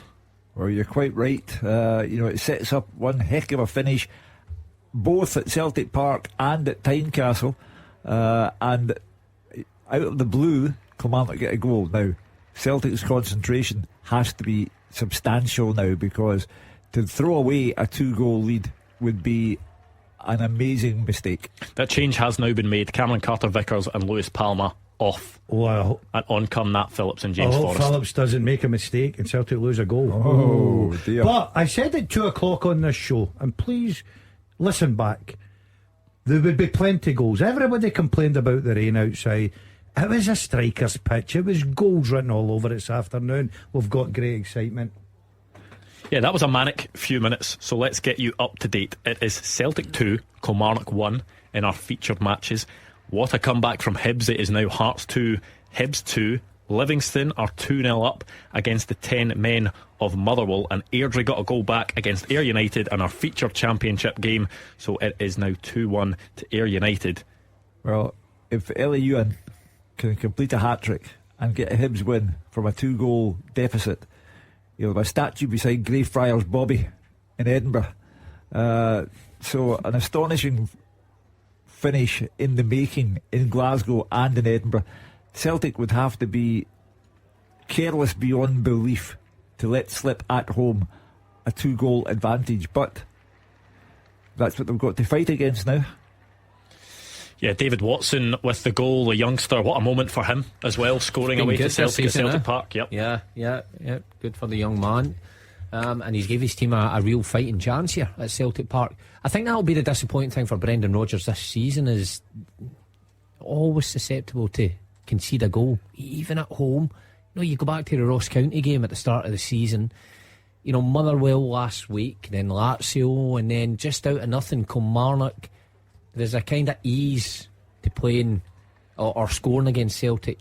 Teams always seem to get an opportunity and seem to punish them at the minute. I think that's the biggest problem. Everybody talks in the European scene about, if they take their chances or whatever. If you're going to win games in that level of football against top quality teams and players, you're defensively got to be strong. You look at their goals the other night there. The one they lost from the set play, the corner kick, was dreadful defending. Okay, they gave the ball away for the second one, but they still can defend that. They've got a 3v2 in the box, and then all of a sudden Lazio get men forward, got an overload and punish them. So as much as you can concentrate in the forward line about taking chances, they've not got the defence right for me yet. And I know they've had problems with Carter-Vickers coming back, and great to see him back into the Celtic team now, and he's bedding them in, but they've got to get the back door shut for me. Imagine someone had said this to you about 6 or 7 years ago. Karamoko Dembele has scored for Blackpool against Charlton. I didn't even know the lad was there. No, neither did I. Went to France and is now on loan at Blackpool. That's a great move, isn't it? You live in France, you fly over to Blackpool weekend, September weekend for that boy. I'll be brilliant, just once a home game. So here, would you have taken off Blackpool? Sounds right up your street, by the way. Would you have taken off Louis Palmer and brought on James Forrest, who has no eye for goal, and you know, you're 2-1, Celtic, it's like Motherwell last week. You're wondering how this all turns out in the end. Well, it was hard to question last week when we seen, you know, making 3 subs right away, and you're thinking, oh, is that desperation, whatever, but it certainly worked for him. The reason I would be surprised, Hugh, is because he didn't play the 90 plus minutes midweek. So it's not like you're thinking, right, a bit of tired legs here, I want to freshen things up, but you're bringing on a very, very experienced player. Looks as if the brothers are going to square off again. Jason Holt goes down in the box, and it will be another penalty to Livingston, and there's going to be one of these at Tynecastle. VAR review with M&D Green Pharmacy. For who? A VAR check for a potential penalty for handball for Hearts. However, quick decision, no penalty. Play on at 2-2. Hibs worked hard to get back into the game, and it remains 2-2. Well, Fraser called it, and all credit to him. He's been on the show a long time, and we were waiting for that moment. He said game of the day, and it's lived up to it. It is going to be Kelly against Kelly again. However, maybe it's not. VAR review with M&D Green Pharmacy. Sean Kelly was getting ready to take it. However, the referee is going to the screen, and it looks as if the decision is that it was a foul, but not inside the box, outside the box, and it will be a free kick instead of a penalty. Here's a big question. If you're Kelly's parents, what are you hoping for? My boy to score or my boy to save? Who's a favourite? Would it be easier on the second one? Because if Sean Kelly scored, the parents can then go, it'll be alright, we'll save it. I don't think the referee did end up going to the screen. It was one of those black and white ones that is more obvious, that the VAR can just say to the referee, you know, that was outside the box. But there was, of course, the VAR check, and it is a free kick instead of a penalty. Well, what a tense end to the afternoon everywhere you look. You know, Celtic don't have to make life difficult for themselves, you know. They've dominated the game all afternoon, and now they're up against it at 2-1 in Celtic's favour, making life very difficult for themselves. But the Edinburgh Derby could go either way, obviously. It must be sensational to be there. I envy the head of PFA Scotland. Marvin Bartley, Queen of the South 0, Stirling Albion 1. Jordan McGregor, the goal scorer for the away side. Used to play for us, remember? Jordan McGregor. The wee lad up front? No, the big 6'2" centre half. Oh yeah, didn't the attention to detail, Andrew. This guy used to be all over. I was thinking of wee lad Jordan Allen. Sorry, my apology. Boy came from Hamilton. That's right. Yeah, I've got it. But I'll tell you, big man. I go over occasionally and I watch a big man working on that defence, drilling it, making sure they're hard to beat. You know, not going to lose many goals. My goodness. I could score against him right now, let me say.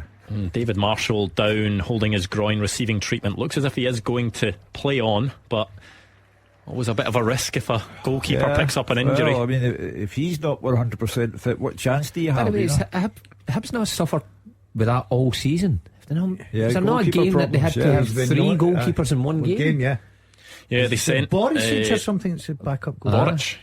He's Artur Boric's nephew, I'm sure. And they loaned out Murray Johnson to Queen of the South in the summer and then recalled him because of injury problems. They will make a change, Hibs, but it's going to be Paul Hanlon coming on for Rocky Bashiri. I'll tell you what, he's been down the pecking order. He was has he been stripped to the captaincy? Hanlon? Yeah. He must be still the captain, but he must be about 35 something like 36. Yeah, but under Johnson he was playing every week. He was a captain. I mean, he still will be the club captain, but played last week as well. Did he start last week? Did he? Well, it didn't start last week. Good point. Yeah, I'm right up to date. It's not about last week, it's about today. Yeah, you're a man in the moment. Yeah, nobody bothers about that. So what's your guess then? Hearts Hibs? I'm sticking with the draw. I went a prediction draw, Hugh. I don't think they've. I think both sides now will be happy with that point. Will Celtic hold on? Yes, I think Celtic will get another goal, 3-1. I think Livingston will probably score another goal against Motherwell, and I think the Diamonds will equalise against the Honest Men. Rogers just sent a photo from Airdrie's ground. There's some advertising there. DL Cleaning Solutions.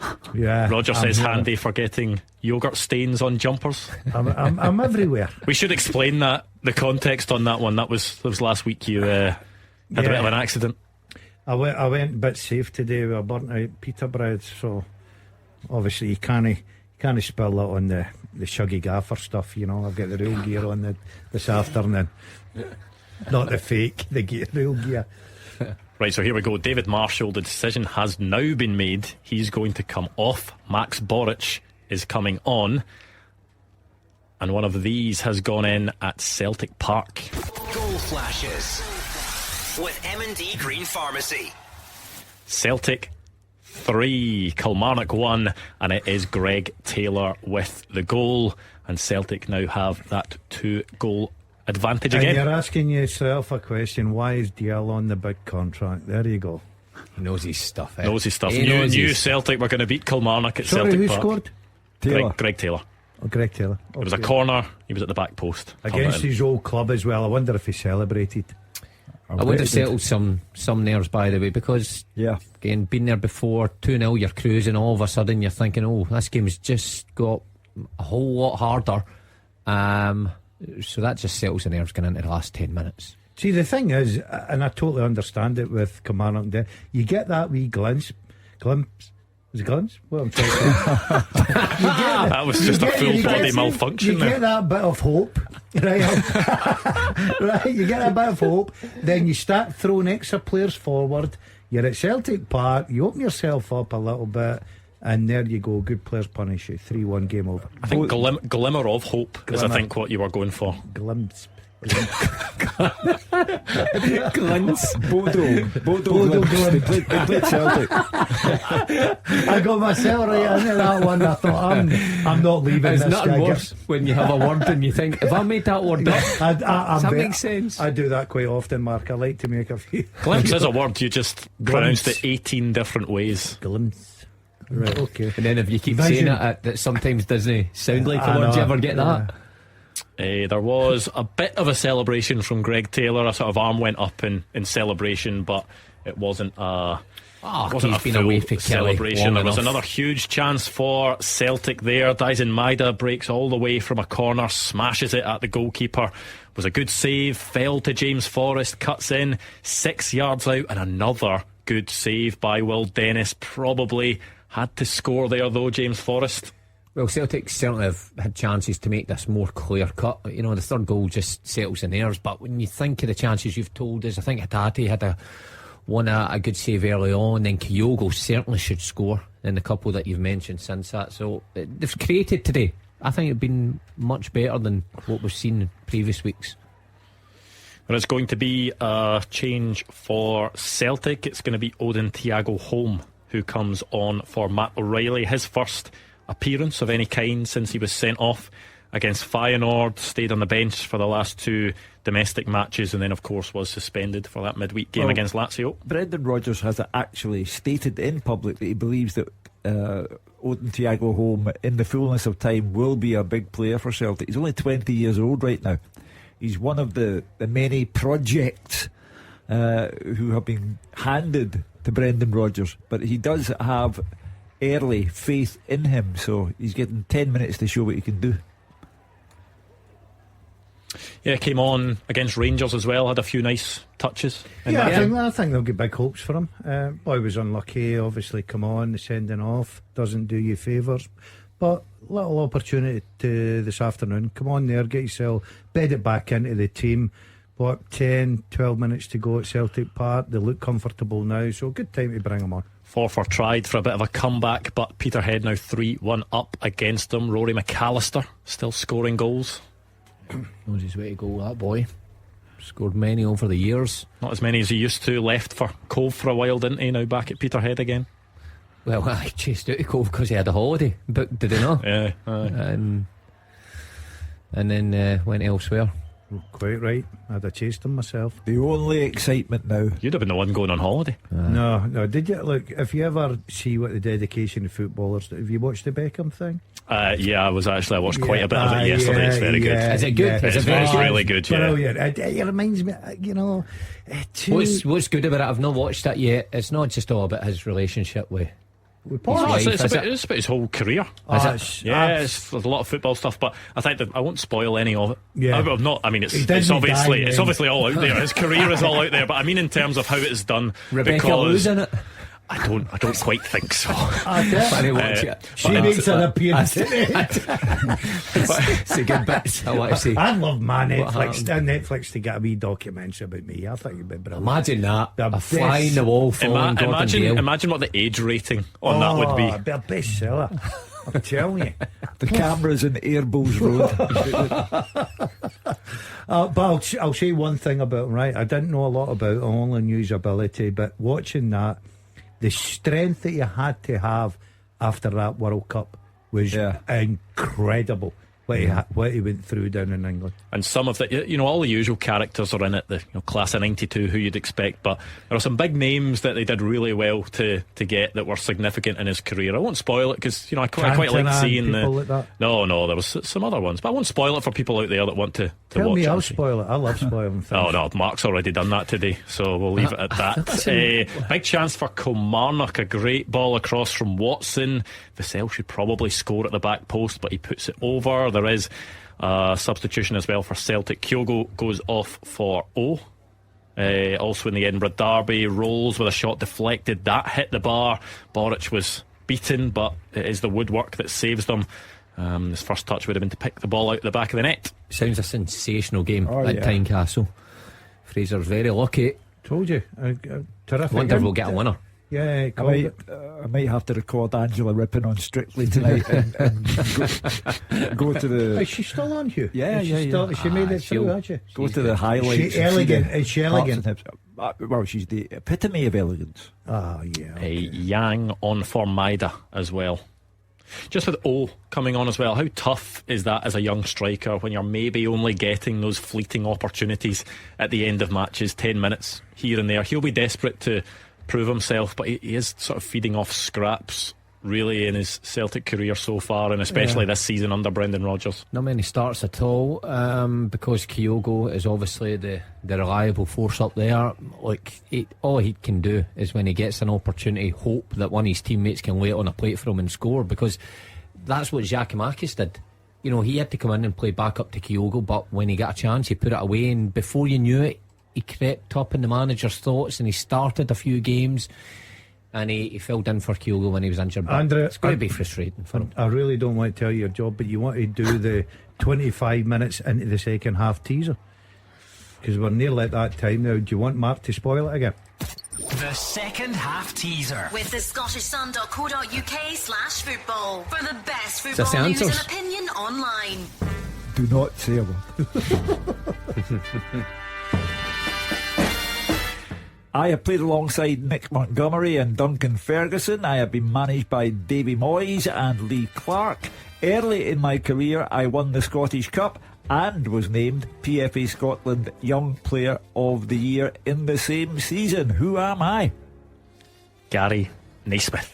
That's the one. Gary Naismith. It is. You got it. I got Mark, it right away. very quickly after ruining the first one for us. There was a bit of redemption in there, but we did have a podium as well. Donnie Nicol in third place, Connor Rowley in second place, Scott Connie was the quickest, so well done to you and not well done to Mark Wilson. The last thing I will hear in my head when I close my eyes tonight will be, I just showed him the name Pearson.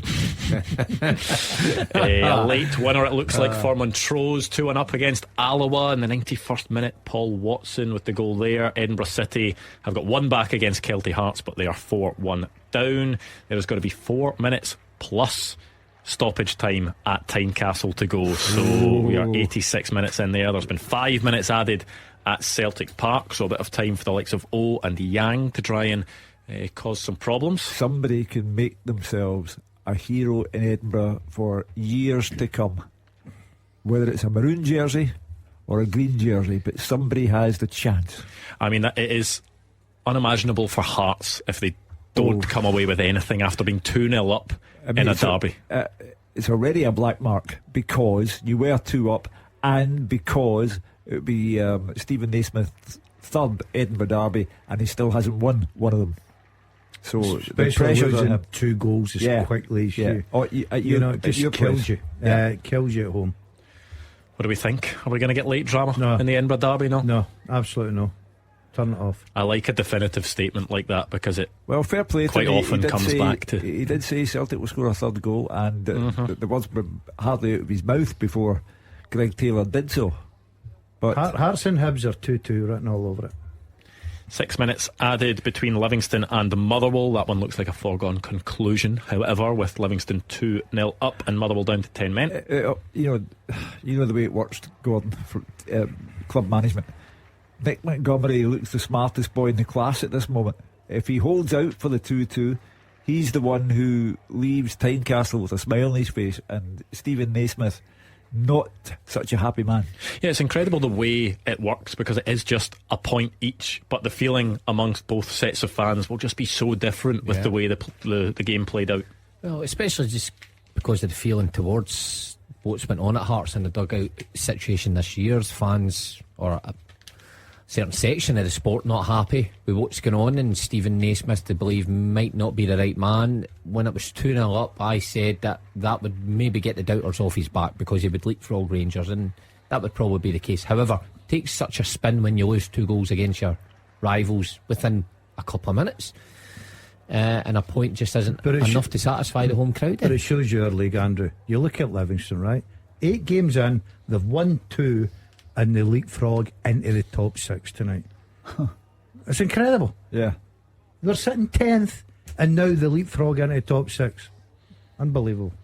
Remember, we will have the open line from 5 o'clock, so get your calls in 0141 951 1025. Celtic fans, you can let us know what you thought of that performance today against Kilmarnock. Rangers fans, I'm sure you've got plenty you want to get off your chest. We will look ahead to that game tomorrow against St Mirren because it is huge. Hugh Keevins. Monumental. 12 o'clock kick-off. It's not the setting that you want for a game this dramatic, but it's what we're stuck with. St Mirren undefeated in the Premiership this season. Stephen Robinson up against his fellow Northern Irishman Stephen Davis. Rangers simply cannot afford to lose this match. It would be a major setback to everyone associated with the club and would put the new manager, whoever he may be, right behind the 8 ball, as they say. Yeah, we will take a look at that in the next hour. However, 6 minutes added at Tynecastle. Yeah, 6.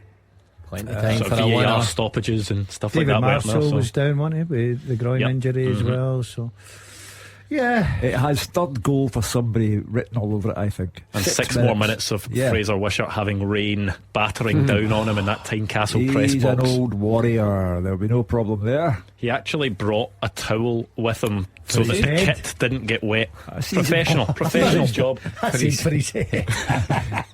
He'll have a bonnet on, Fraser. He's well equipped for this weather. Nice tweed bonnet. Full time between Queen of the South and Stirling Albion is a defeat for Marvin Bartley. Lifeline for Man United. Oh yeah, 93rd minute goal against. Well, let's go to Celtic Park actually because it is full time there, Gabriel. Yes, it's Celtic 3, Kilmarnock 1 at the full-time whistle. The champions making it harder for themselves than they would have liked.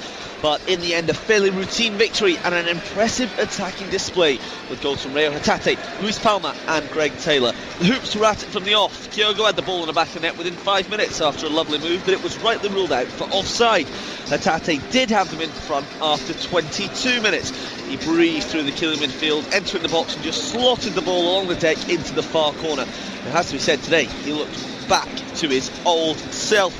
Just over 10 minutes later, the Hoops had doubled their advantage. Luis Palma showing his brilliant ball striking abilities, stroking it into the top left-hand corner. from over 20 yards. It was a company first 45 for the Hoops. They came out in the second, zipping the ball out, playing some lovely football.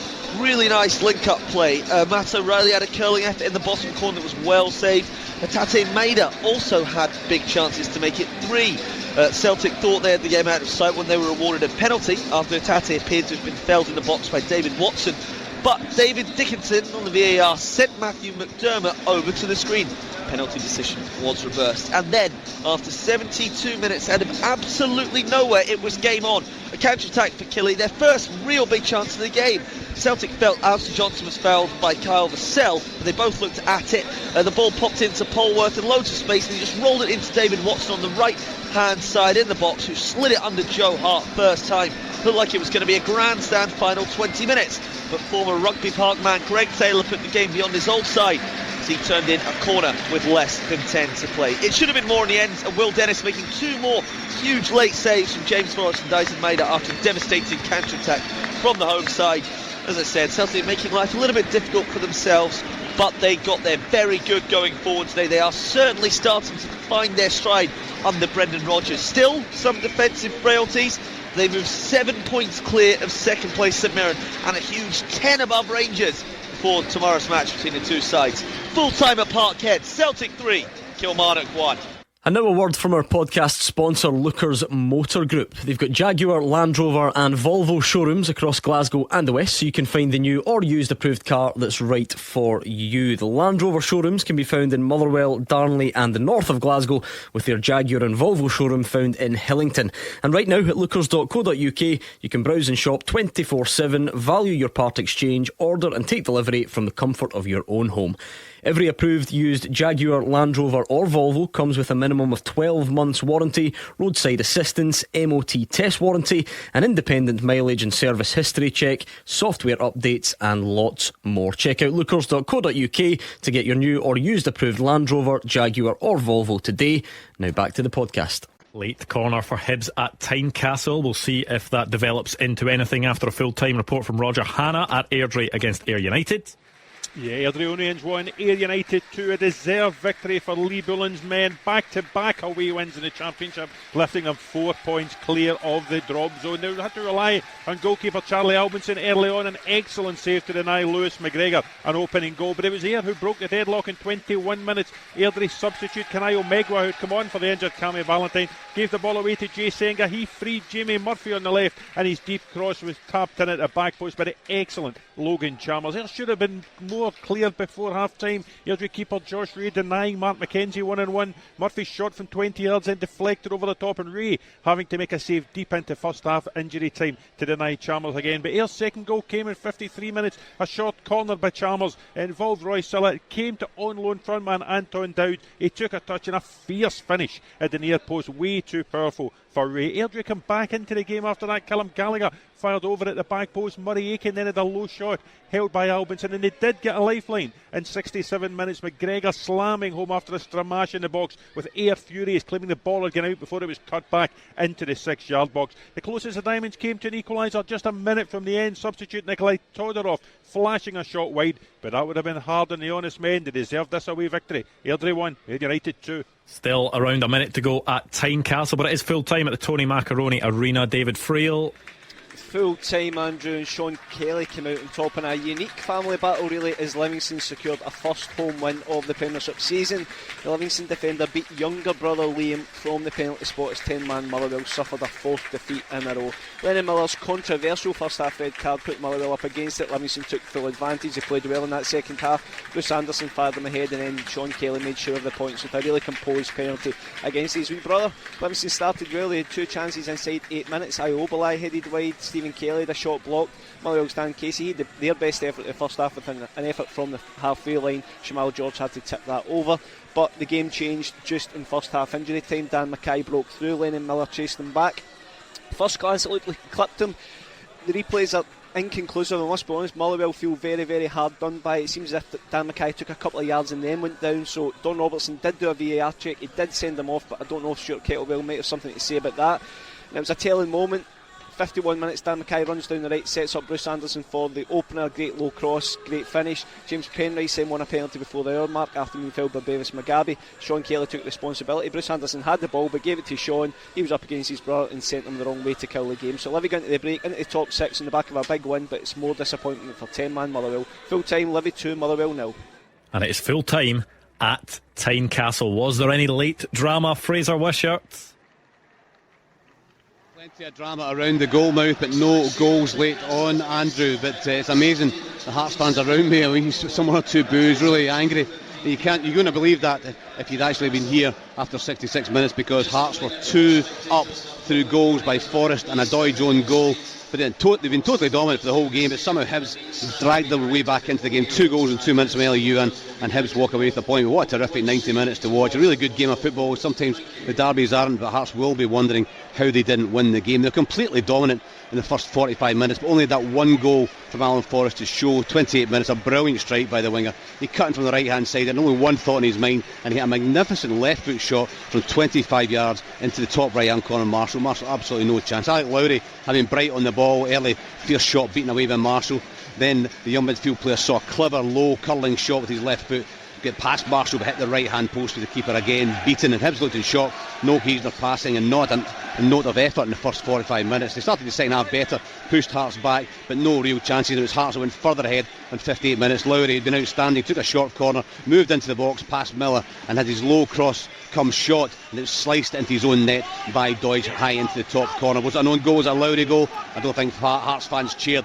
They were 2 up. But a couple of minutes later, Stephen Nestor surprisingly took Lowry off. He'd been the best attacking player, then maybe just wanting a bit more solidity in midfield, brought on Beningame, and 2 down. You really feared for Hibs because Hearts were in total domination. They brought on Lafondra Hibs and somehow found themselves level with 2 goals in 2 minutes after 66 minutes. Both similar goals by LEU, and the first one just a loose ball, a scramble in the box. He was first onto it to fire the ball high into the net from 12 yards with hardly time to settle down when a minute later a Boyle cross was miskicked by Kent straight to Yuan, who again was onto the loose ball and this time put it low past Clark from 8 yards. The tempo of the game dropped a bit, a couple of injury stoppages. One saw Marshall limp off, Boric came on, but both teams now going for the winner, and Boric almost had to pick the ball into the net with his first touch. A Rolls volley was deflected, it looped up into the air. It was goalwards with the goalkeeper at full stretch. He was beaten, but the ball hit the bar and came out. And then at the other end, the best chance Hibs had when Joe Newell burst into the box. He had time to settle himself. Really powerful shot across the goalkeeper, but was beaten away by Xander Clark. I think Stephen Naismith might look at why he took Lowry off when Hibs were there for the taking, but this just shows that no lead is ever certain, no lead is ever comfortable in an Edinburgh derby match. And 90 minutes of excitement and drama, I loved it. Full time at Tynecastle, Hearts 2, Hibernian 2. What a day. And now it is over to you on the open line. 0141 951 1025. Celtic fans, maybe you've got some thoughts on that win against Kilmarnock today. There is a big game tomorrow as well, St Mirren against Rangers. Rangers fans, how are you feeling heading into that game? How are you feeling about the managerial situation? St Mirren fans, maybe you've got some thoughts about the fact that you could potentially go 6 points clear of Rangers tomorrow. And of course, that Edinburgh derby was fantastic. Maybe you're a Hearts fan, maybe you're a Hibs fan, and you want to tell us all about it. We'd love to hear from you. 0141 951 1025. Give us a call now and you could be up next. Action as it happens, and your reaction from 5 on the open line. This is Clyde One Super Scoreboard. Another exciting day in Scottish football, and now we want to hear what you made of it. 0141 951 1025. Celtic with a 3-1 win against Kilmarnock at Celtic Park. Drama in the Edinburgh derby. Hearts went 2-0 up, but 2 quick LEUan goals meant it finished 2-2. And Motherwell is now 4 straight defeats. They did have a tough run. They played Celtic and Rangers in that run, but after a good start to the season, it's maybe not going the way Stuart Kettlewell would have wanted. They went down to 10 men. Lennon Miller sent off. Livingston made the most of it. They were 2-0 winners, and now it's over to you. 0141 951 1025. And of course, 2 big games tomorrow. And the biggest, you've got to say, St Mirren against Rangers. What do you take away from today, and how do you look ahead to tomorrow, Hugh? Well, I take away from today that Celtic got the job done. At 2-1, there might have been 1 or 2 nervous fans inside the ground, but Greg Taylor put those nerves to bed. So they've done their bit, and now they have to see what effect it has on Rangers, because Rangers cannot afford to lose that match tomorrow. If you're trying to employ a new manager and the final interviews are taking place in the days that follow the St Mirren Rangers game, you can't be saying to them, look, we're 10 points behind Celtic and we have to overcome that deficit, because the manager who doesn't overcome that deficit won't get a warm reception from the supporters. So they have to give the next manager in a fighting chance, and that means beating St Mirren and keeping the gap at 7. The league table makes good reading for Celtic and Celtic fans, Mark. They are now 7 points ahead of St Mirren, who of course play tomorrow. They are now 10 points ahead of Rangers, who play tomorrow. So there is that side of it. Delighted Celtic fans. There will be some concerned Rangers fans. Stephen Robinson saying during the week, imagine they could go into the international break 6 points ahead of Rangers. Rangers will be desperate for that not to happen and have a 10-point gap potentially on Celtic with just 8 games played. Yeah, without doubt. And let's be honest, there's a realistic chance of that happening. Sometimes we come up with these things and we have to put it out there because it is fact, but back of your mind you think that's never going to happen. The way Rangers are at the minute, and after that performance on Thursday night, the way St Mirren have been playing, well, everything's up for grabs tomorrow for Celtic. Brendan Rodgers hit the nail on the head a couple of weeks ago where he said this is us supposedly not at our best, and he's probably right at that. Celtic are finding the league not a canter, but it's firmly going their way. They have to brush up on a few things, but today I think again was a step in the right direction. What a chance he's created. Only downside, a goal against, and they probably should have scored more. Yeah, Celtic have had some tests. They've maybe not done it the easy way at times, but you look at their Premiership record: 8 games played, 7 wins, 1 draw, no defeats. Yeah, I think no defeats is a big factor there. They're starting to improve, especially at Celtic Park. I see a change in that pace and movement. Yes, there was a time that today maybe some supporters thought, oh no, 2-1 against Kilmarnock, we could get undone here. I was always confident Celtic have got the firepower, because Kilmarnock had to open up a little bit, come and try and get that equalisers. Plays right into Celtic's hands with the players that they've got. You look at the bench, substitutions, he's bedding players in, getting them game time. Palma, great confidence booster today, gets the nod, scores a terrific goal. You're right, the league form and obviously the results are very, very good just now. Yeah, there maybe would have been some question marks just in how Celtic would respond to their midweek game, just because of the manner of the defeat, but they've stood up and made themselves counted today.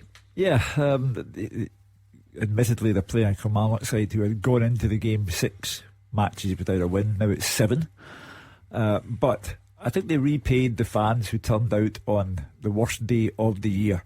The ground was not full as it normally would be because of the awful weather, but they repaid those who did battle through the rain to get to Celtic Park. At 2-1 you might have thought, well, what's going to happen next? But they got there. Greg Taylor, it's a comfortable day's work for Celtic in the end. Well, that's what these three think, but more importantly, what do you think at home? 0141 951 1025. First up, Davey is a Celtic fan in Motherwell. Davey, what did you enjoy about that today? I just think every game they seem to be improving. You can see what Brendan's trying to do with the team. Lots of positives, but I'd like to put a special mention to the boy Liam Scales, man. I think he's been terrific since he stepped in. Just to like to see what you think about that. I said before the game started, Davey, that I thought it was a tremendous compliment to Liam Scales, because he's paired with Cameron Carter-Vickers, and it underlines the confidence that Brendan Rodgers has in him. He came into the side because of injury. He has maintained his place, and at the moment there is no reason for him to drop out of the side. You look at Celtic centre-back options. Liam Scales in there with Cameron Carter-Vickers looks as if it is the first choice out of the available players, with Nat Phillips, with Mike Nawrocki, with Gustav Lagerbielke. If everyone is fit at the moment, do you think Liam Scales retains his place? Has he done enough? I would think so. I think when you put in the performances he has since Ibrox to now, including the Champions League, then I don't think you could drop him. I think Brendan Rodgers will also like him in possession. Very good in possession with that left foot, and that's why he found himself at left back at Aberdeen last season, because you've got to be comfortable in possession if you play a full back. When he originally came over as a left back, didn't he? His first few appearances for Celtic were at left back, scored at Tannadice, didn't he? That, of course, so he did, yeah. But what he is good at as well, so you have to be good in the ball in this Celtic side to fit into Brendan Rodgers' plan, but he's a good defender. You saw his block the other night at a crucial period in that first half. You saw him at Ibrox standing up to the challenge, and again, like Yang, I was mentioning earlier, the bravery to take the ball. Made a few mistakes against Lazio in the opening stages, but he didn't hide. He kept going back to Joe Hart to get the ball. That takes a lot for a player coming into this side to do, and the fans are right behind him now. So everyone fit, Andrew. I think it's Carter Vickers and Scales, and it's for Scales to slip up and relinquish his place.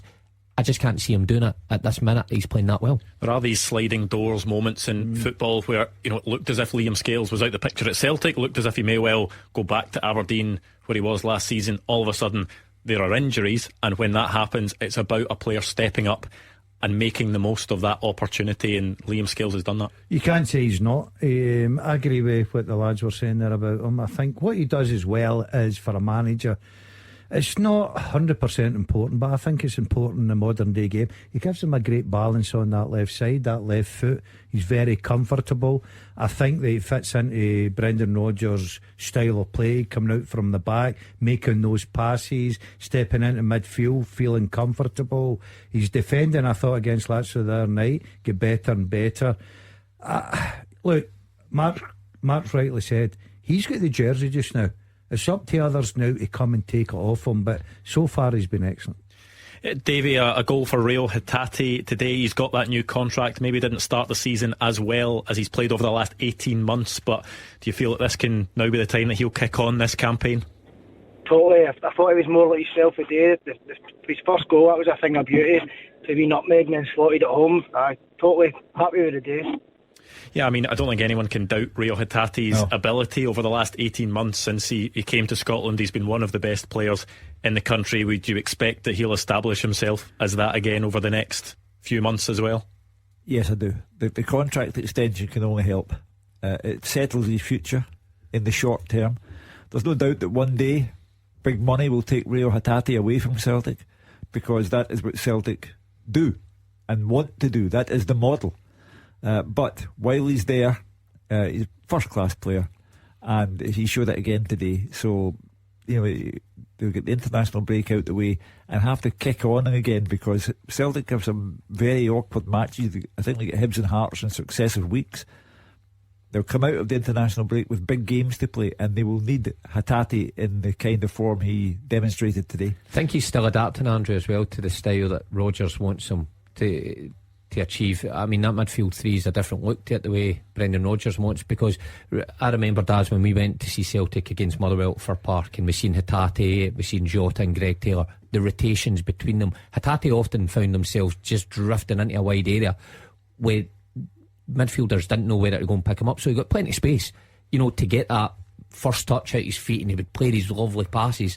This Rodgers midfield's a bit different. I watched him the other night against Lazio, against greater opposition, of course, and he struggled to find space within that system to get on the ball. So I think as time goes on, he will get better. He will realise where he can join into attacks. Things like today shows that he's got that great ability with the ball at his feet, that he can just shift it and create something out of nothing. But within the system, he will get better. Well, thank you to Davey. Martin is a Celtic fan, also in Motherwell, up next. Martin, what did you take away from today's performance? Quite a positive move forward for the boys. They seem to be gelling really well. My question to the panel is, for the influence of Kyogo, he seems to be a wee bit lacking. He seems to come very deep, no forward play. I think we seem to lack in the front line. They take him off and change for O, who never really has hit the ground running for Celtic, just to see what the panel think of that and any potential replacements. You can't have a replacement till January, so Kyogo, who has had his position altered slightly by Brendan Rodgers, will have to get the head down and get on with it. Beautiful goal against Lazio. He's also still got 4 goals and 2 assists in 8 Premiership appearances this season, so it's not as if there's a lack of return there at all. But I do take Martin's point that he doesn't look the electric figure that he looked under Ange Postecoglou. He scored midweek. A very good move and a decent enough finish. He should have scored today. No doubt about it. The opportunity has that falls on Kyogo. Nothing to do with system or anything like that. But I think he's adapting like Hatate.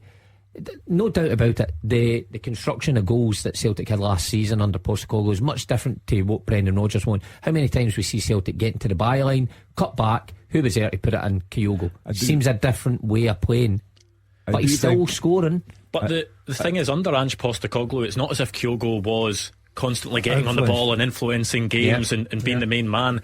His job was to play in the last defender and score goals, which he did. He's still scoring goals. He's maybe playing a different role and coming deeper, and Brendan Rodgers wants him to be slightly more involved. But it's not as if they're losing a whole lot from his game, is it? Because it's not as if he was getting many touches last season. He was still scoring loads of goals, though. He's still scoring goals this season. I don't see a problem with him, Andrew. I think we're over analysing this. He's scoring goals. He's still doing his work. Yeah, he's coming a little bit deeper, trying to get involved in the play. That's under Brendan Rodgers. But what I will do is, and I know Hugh will disagree with this, we've all got opinions. We talk about what's the backup. Obviously, O's coming on. Now, people have went, he's not, and I think Martin said it, he's not hit the ground running. Let me tell you, in the modern day football or any football, if you're only getting the odd 20 minutes or 15 or 25 minutes every week, it's very hard to hit the ground running. You know what I mean? You just can't go on that pitch and all of a sudden think, yeah, okay, I'm going to turn it on right away. That lad is a young lad. He's still settling in for me. I think he has got good ability. I think he's got, something that Brendan Rodgers will be looking to work on. But in time to come in the future, I think what he needs is game time. I think there are two problems. One is Kyogo's shoulder, which can go at any time, and O is not an adequate replacement. He is not the player or half the player that Kyogo is. He's not really given the chance, though, has he? Well, how many full games have you seen him play? I just look at him, Gordon, and I don't see the goal scoring threat that Celtic need. They should have gone in. All this money in the bank with Celtic, it's always the same story. The model. They're playing Champions League football. They've got Atletico Madrid home and away. If Kyogo was unavailable for those matches, then there is no adequate replacement. They should have brought in another striker. I mean, he came in January last season, scored 7 goals in the second half of last season, without playing much football. That's not a bad return for half a season for a backup striker, is it, Mark? Yeah, he would have been happy with his early contribution, but he won't be happy with the amount of minutes he's getting. And I tend to agree with that. It's very difficult to come in often when games are done. I mean, he comes on and he makes a different contribution. Last week at Fir Park, Brendan Rodgers said he went for a physical side that maybe pinned centre halves back. Didn't have a goal scoring contribution, but different. But strikers are selfish. Strikers want to be on the score sheet, and it's very difficult when you're only getting a few minutes here and there. You touched on a great point, Andrew, right? Kyogo last season, when he bagged all the goals, there was many a game we stood here and hardly seen him involved in the game, right? So you're asking a young player to come on for 15-20 minutes and be a Kyogo. He's got to have a run of games. Look, Hugh may be right about his ability or can he take the next level. I'm not arguing that case. What I'm arguing is I think it's a bit unfair because I don't think he's had a fair crack of the whip and a run at games that he needs for people to turn round and judge him. By the way, I would like to see the amount of chances as well that's felt ill in those minutes that he's got. I can't really remember any that O's come on and it's also went. Part of the responsibility of being a striker is getting into those areas as well. So it's not always that can be down to him as well. How many chances he's getting? Well, of course, but when you've got guys either side of you and behind you like O'Reilly, and you've got Maeda and Palmer, you want them to create that chance for you. And I can't really remember many that you would go, he should have done much better there. So he's just crying out for something to fault him in the box. On Kyogo's sort of change of role, coming deeper, people will look at Kyogo's contribution and what he's doing, but do you maybe need to look at the impact it has on other players in that Celtic team?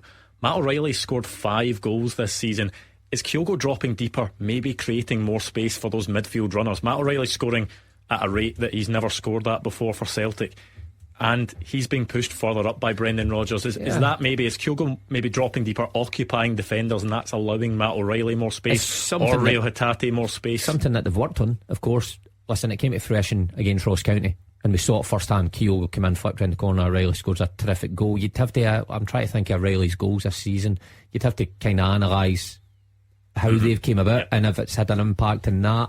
Some Celtic fans have said it's a positive thing. A lot have said that they like Kyogo off the shoulder. The time to tell will be at the end of the season when you compare the figures from last season to this season. Kyogo personally, but you're right, Andrew, the overall team, did it produce more goals or is it hampered Celtic? Well, thank you to Martin. 01419511025. If you want to be up next, Rangers fans, I want to hear what you're making of your situation at the moment, whether it's about your confidence levels ahead of the game tomorrow, whether it's about the managerial situation. Give us a call. 01419511025. The team with the biggest support in Glasgow and the West. This is Clyde One Super Scoreboard. Yes, your turn to let us know what you think, whether it's today's action, Celtic's 3-1 win over Kilmarnock, that dramatic Edinburgh derby between Hearts and Hibs that Hearts went 2-0 up in but finished 2-2. Livingston 2-0 winners over 10-man Motherwell, or maybe tomorrow is where your focus is, that huge game in Paisley St Mirren against Rangers. I'm sure plenty of you have some thoughts ahead of that. 01419511025. Before we get to the phones, Hugh, it is an international week coming up. There are some big games for Scotland, and what about that for Scott McTominay? Manchester United were 1-0 down to Brentford. Up pops Scott McTominay, a 93rd minute goal and a 97th minute goal. He scored quite a few doubles for Scotland recently, and he's got one for Man United to get them out of hole. He got Eric Ten Hag right out of jail, because Brentford winning at Old Trafford, on top of all the other things that have taken place at Old Trafford this season, would not have looked good for him. He's also turned into a relatively prolific goal scorer for Stevie Clark. I don't even think it's relatively prolific. I think you would say it's very prolific. Yeah, in terms of those who have gone before him. But we're going to be bang up against it in Seville. They will want revenge for what happened at Hampden, and it will be a testing night for us. I think it will be more about our defensive qualities. I hope I'm wrong, but I think it's more about our defensive qualities. Yeah, we'll have plenty of time to preview that during the week, but there are some big games tomorrow that we will look ahead to as well. None more so than St Mirren against Rangers. We have Andy, who is a Rangers fan, on the line. Andy, how are you feeling about that one? The same as I felt with a lot of the games recently. Good evening, Andrew and the panel. Apathetic, to be honest. Not celebrated a goal at Ibrox for quite a while. I phoned up before the Livingston game and I was driving up for Newcastle, and as I said on the time, we could beat them 3 or 4-0, which we weren't to beat them 4-0. I don't think we'll go and beat Aberdeen at the weekend, because this group of players doesn't have it in them. And I think there's an anger that happened after the Old Firm game, and I spoke to Hugh in the panel after the Old Firm game about how I felt about Beale. And I think we've got to the point where there's no anger anymore. It's just apathy. The league's over at the start of October, and 7 points or 10 points, and 7 points in the game in hand isn't insurmountable, but it is for this group of players, because time and time after again, the common denominator is they let us down. The outlier was they won the league in the 55 season for whatever reason, but this group of players in particular, Tavernier, Goldson, Barisic, need dropped. I would rather play the youngsters we have than them, and I think that's relatively popular opinion amongst the Rangers fans as well. I believe St Mirren will win tomorrow. I don't know why Rangers are favourites in any way, shape or form, because we don't deserve to be.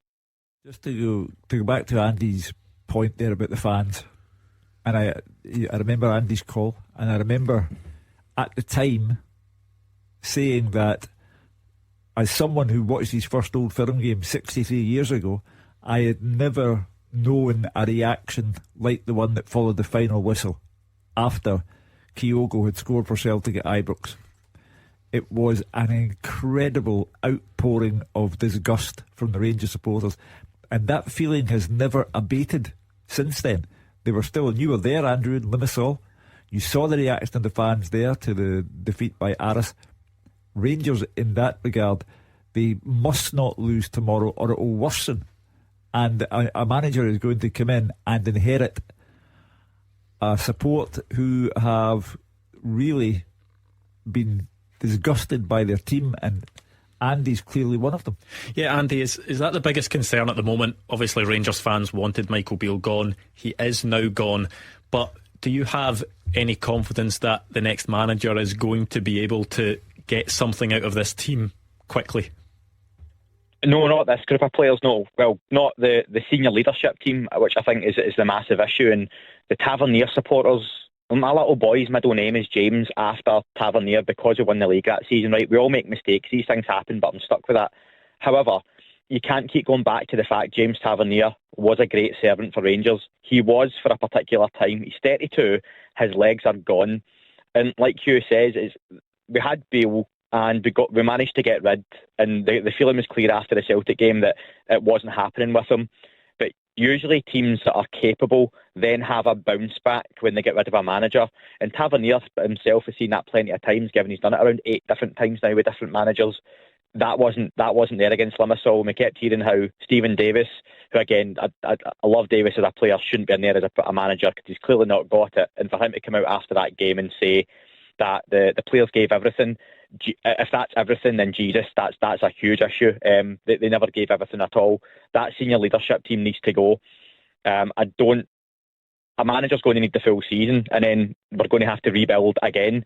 Dessers, we're going to have to pay someone to take, and I'm not even joking. I don't know how that's going to work out. That's a toxic relationship at this point. And Lammers would be wonderful at 5-a-side, but never score a goal. I just think you've got players there we've spent money on, decent money, and they're not going to work out and haven't worked out. The rebuild needs rebuilt. We've got youngsters we can bleed and play. One of the good youngsters played well again for Hearts, I believe. I heard Hugh call him a good player earlier again today. This season's gone already. A manager needs to come in, and he needs the permission of the board to say, I need to get rid of him, and him. And there's a few of those that need to go badly. Gordon, Andy's focus, a lot of that was on the senior leadership group, as he calls it. James Tavernier, Connor Goldson, John Lundstrom. Can you see a situation where a new manager comes in and makes those drastic changes where he says to the guys that have been mainstays in the team for years, you know what, you need to step aside, and other players are coming in? Not right away. Listen, Andy's probably saying the things that a lot of Rangers supporters are thinking. I can totally take that on board. If you're a Rangers fan the other night there, you must have been disgusted with what you've seen, right? It's as simple as that. I don't care who's in the dugout or who's picking the team, but when you see the players going out there, I thought they shortchanged the Rangers supporters. Now, tomorrow at a very difficult game in Paisley against a good St Mirren side, forget what's happening in the boardroom, forget what's happening in the dugout.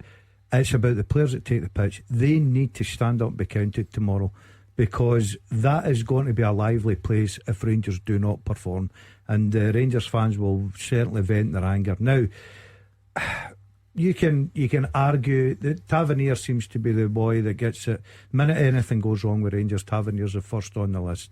Now, I don't pay my money, I don't go every week to watch, so I only can give an opinion from a distance, and I've seen him, and what I've seen of Tavernier. Whether you think he's a captain or not my interest. I think Tavernier's gave Rangers great years. I think he still assists. I still think he scores goals. I still think he's a danger. So I don't think it's all let's put the blame at Tavernier's door because he's a captain, he's not a leader, and whatever it may be. But it certainly needs a change somewhere, and that's why I said earlier they've tried the Michael Beale, and it's very funny now that I've never heard them to come on this programme since Michael Beale's get sacked and say, except I'd never wanted Beale in the first place. Every Rangers supporter a year ago in this programme was crying out for Michael Beale, telling us how great he was going to be. I actually thought he was going to reinvent the wheel. Now they've tried the wonder coach. Rangers right now, looking at the structure, looking at their club, need a strong manager to get in that dressing room. Andy says the rebuild needs a rebuild. Do you go along with that? Oh, without doubt. I think the evidence is there. Of course it does. Maybe some within there might need time to settle, and I think the Rangers side will be stronger when Cantwell gets back to fitness. And I know Raskin was involved the other night, but you get Was that part of the issue, that those were two guys who were maybe Rangers' two best performers in the second half of last season, hadn't even been close to hitting the sort of heights that they were at that point? Yeah, Raskin and Cantwell were the exact same as the rest that came in. They actually went backwards, but those two for me were still better than the rest. The guys that have been there before, I wonder, there's a lot of individuals playing for Rangers at this minute. A lot of, if I do all right, then it's fine. If I score a goal or if I assist, then I suppose that's okay. I've done my job, rather than a collective team performance. All came ahead on Thursday night, where you just saw 11 individuals, playing whichever way they wanted to play. And it should never be the case that, especially at a club like Rangers, especially when your teammate's been elevated to the position he was in, you would do anything to make that transition as easy as possible for him. But it's quite clear to see that the Rangers squad are playing for themselves just now, individually, not as a team. I would take a lot of guidelines from tomorrow, because I don't care what country they're from, how long they've been at Rangers, long term or short term. They must be aware of the circumstances surrounding tomorrow's match. Now, they have delivered what one caller to the programme last night described as a shameful performance in Limassol. They must know that they're 10 points behind Celtic and that defeat is unthinkable tomorrow.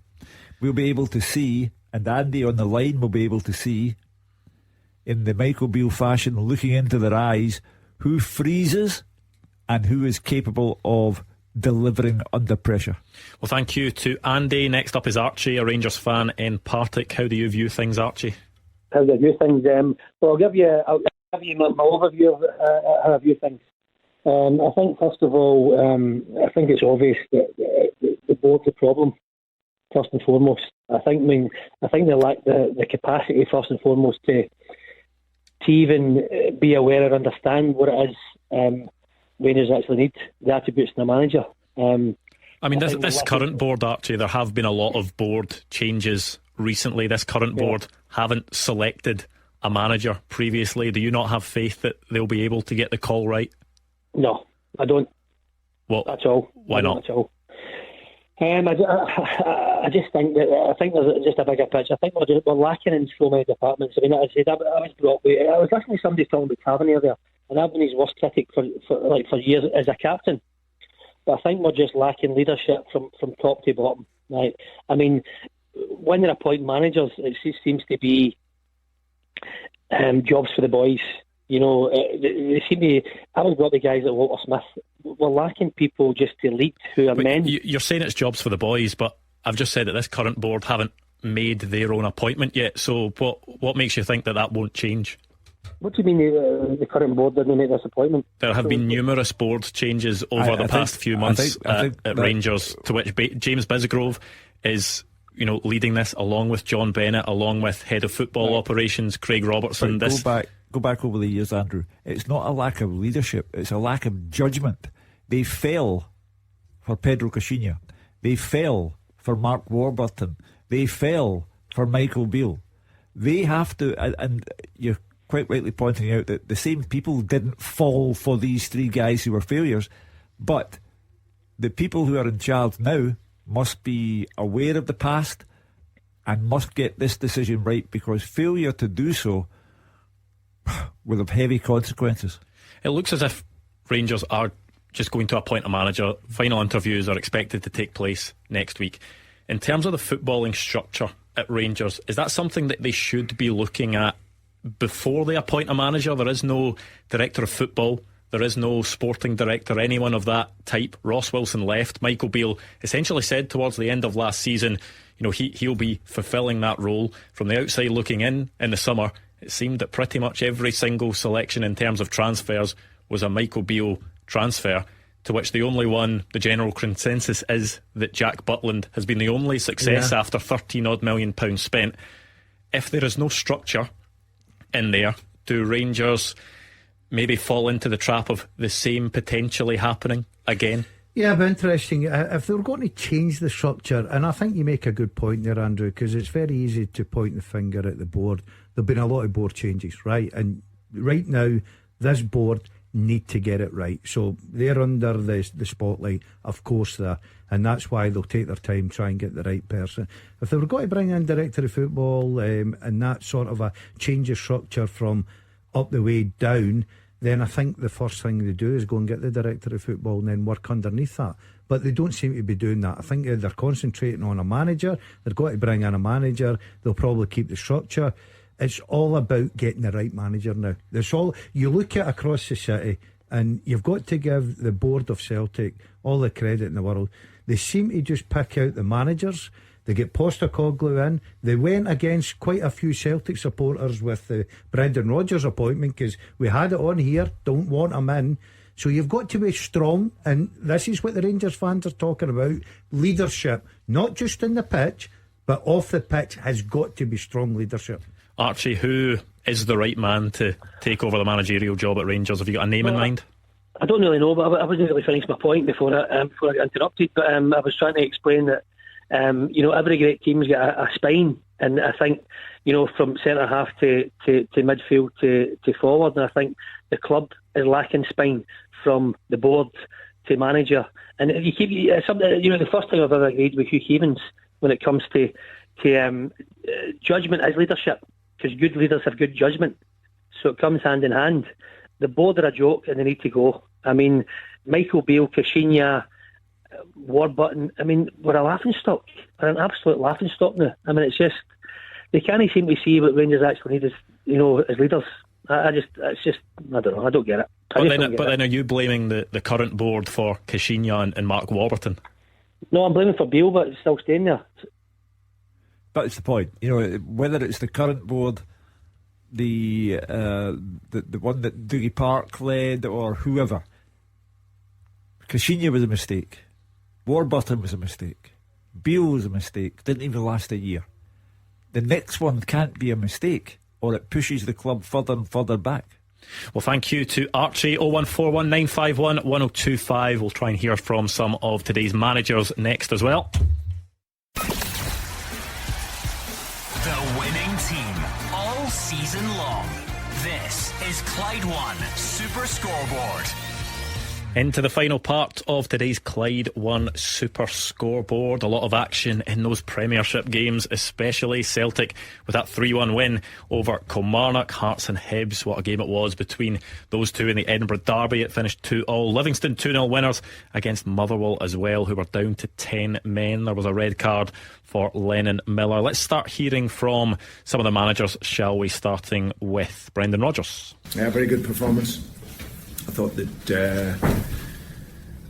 our football was very, very good in the game, very creative, speeded the game up when we needed to in that final third of the pitch. And if I'm honest, I think 3-1 doesn't really reflect the game. So, no, very, very pleased. Should have had more goals. Combination between our decision making and their keeper making some great saves. So, but overall, really, really pleased.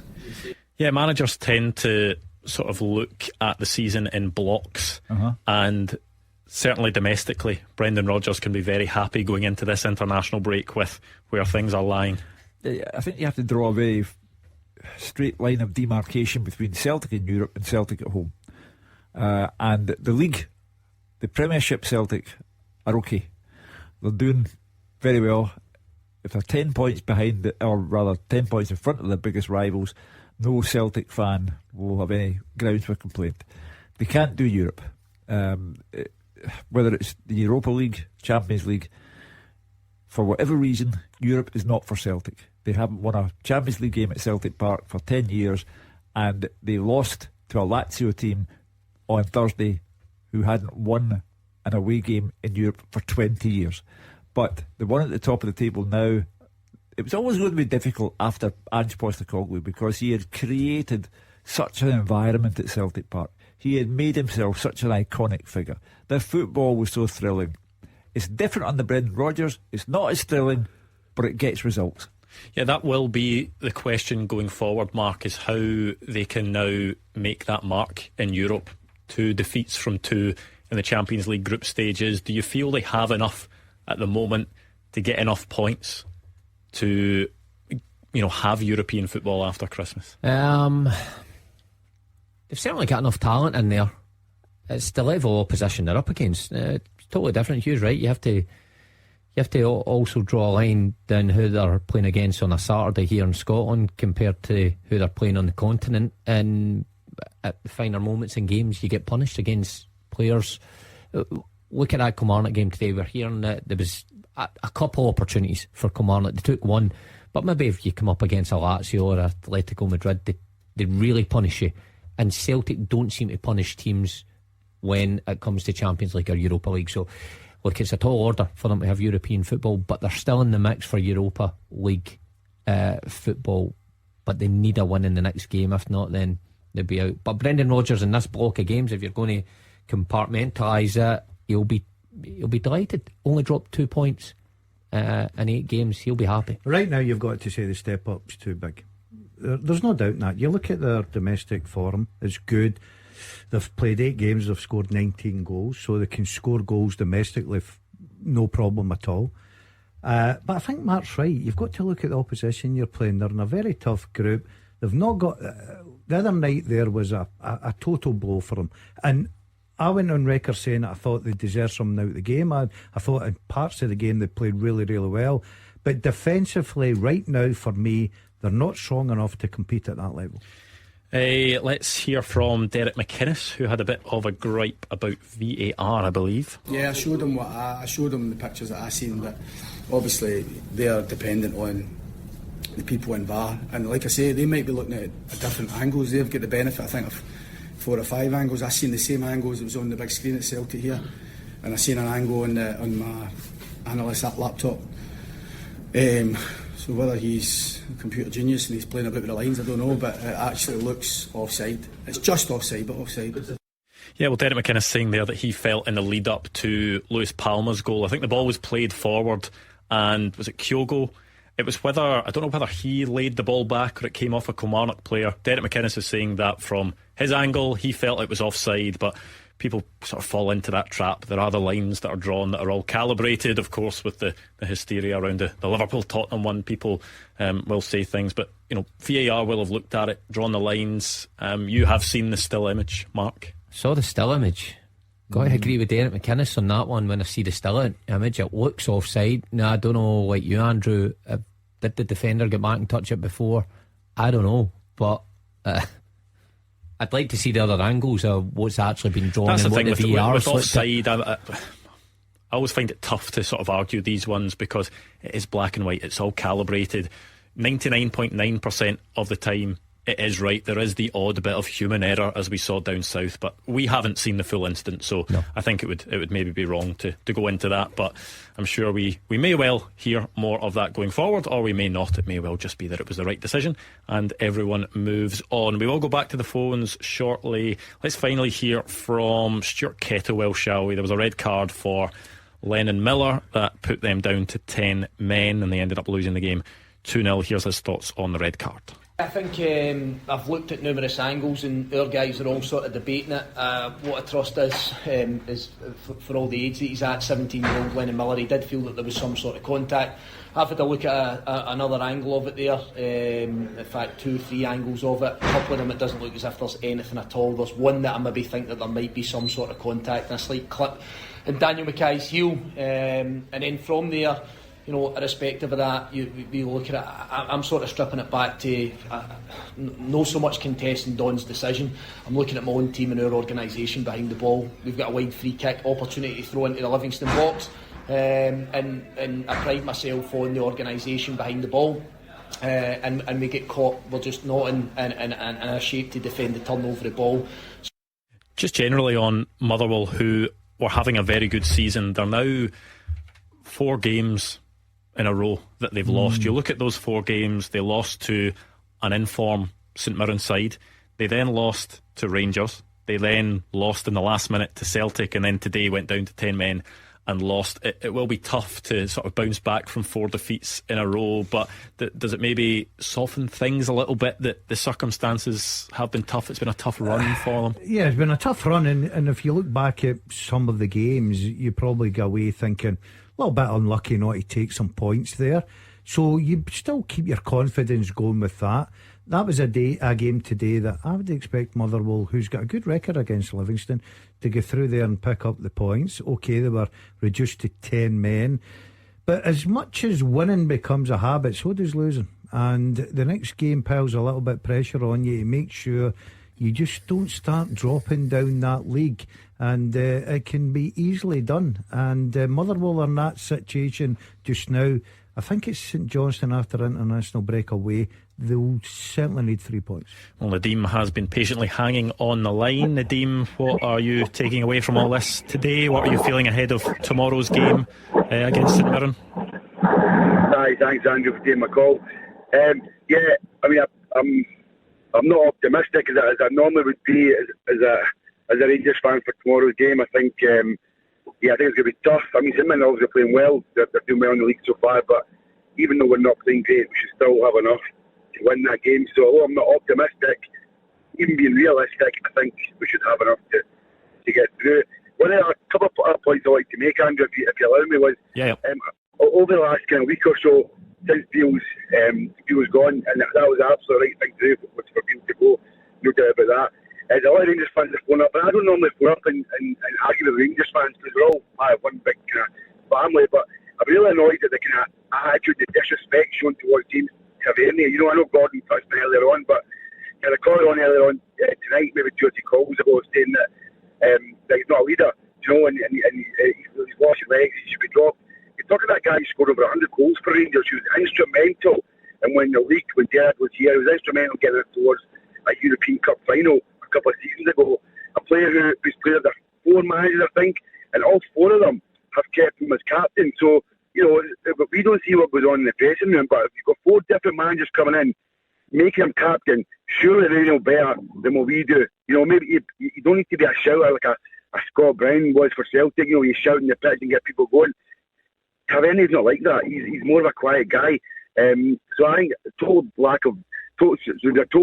disrespect shown towards Tavernier as well. And also the other point I was going to make, Nadeem, I'll put that back to you. First of all, you talk about leadership. If we put that aside, there are quite a few Rangers fans who have said that not only the captaincy side of things, but they don't think he should be in the team. Everything you mentioned is in the past. It's what James Tavernier has done previously. Based on this season's performance, do you think he should still be starting week in, week out?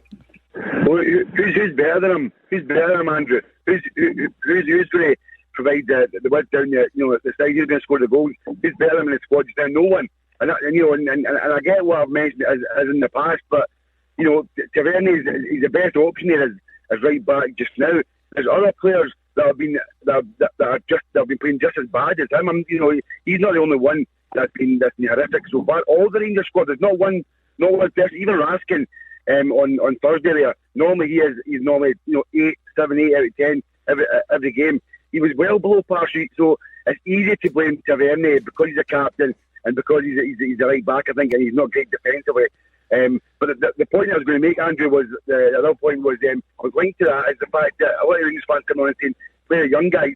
Why should you burden the young guys with this situation? It's the adult players and it's the older players that have got us in this position. So why should you lay it on the young boys to say, actually, you know, we're 7 points behind Celtic, could be 10 points behind Celtic now, you boys need to go out and claw that back. That's not fair to do. I know the young boys want to play, absolutely. You know, you beat them in slowly as you can, but don't put it on your head to say, or their shoulders to say, you know, we're in a predicament, you guys need to get it out of it now. Is the logic there, Hugh, that fans are thinking, well, results aren't going well, and the players are currently not proving their worth, so if we're not going to get results, maybe play younger players who may show potentially a bit more heart or desire? Is that the argument that people make? I was very interested to hear the former Rangers coach and player Kevin Thompson say during the game in Limassol, I bring on the young boys now. Now that's someone who's played for the club, coached at the club, and the feeling among some supporters is that you'd be as well trying the young with their big hearts and innocence and no fear than guys who week in, week out now are simply not delivering.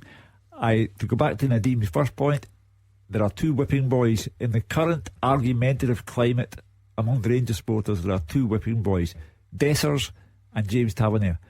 I think that Tavernier has done enough for Rangers in the form of over 100 goals and as many assists to retain the captaincy, to retain his place, and to come out of this run of bad form that he's having at present. Well, thank you to Nadeem. Just finally, Hugh, before we finish up, how do you reflect on today and look ahead at tomorrow? Celtic have dragged Rangers under a spotlight tomorrow. They have beaten Kilmarnock and taken a 10-point lead over Rangers. With respect to St Mirren, who are in second place, this league is about Celtic and Rangers. But tomorrow, St Mirren could have a big part to play in shaping the league. They are one of the form teams. They are unbeaten along with Celtic in the Premiership. They will present a formidable challenge to Rangers tomorrow, who in the Rangers side has the nerve.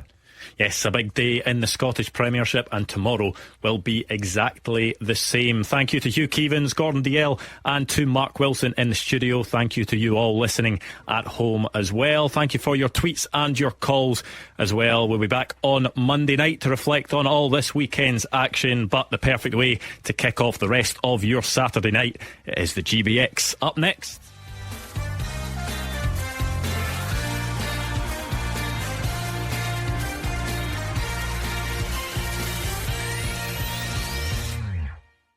The Clyde One Super Scoreboard Podcast with Lookers.co.uk. Buy or sell your vehicle the simple way. Visit them online today.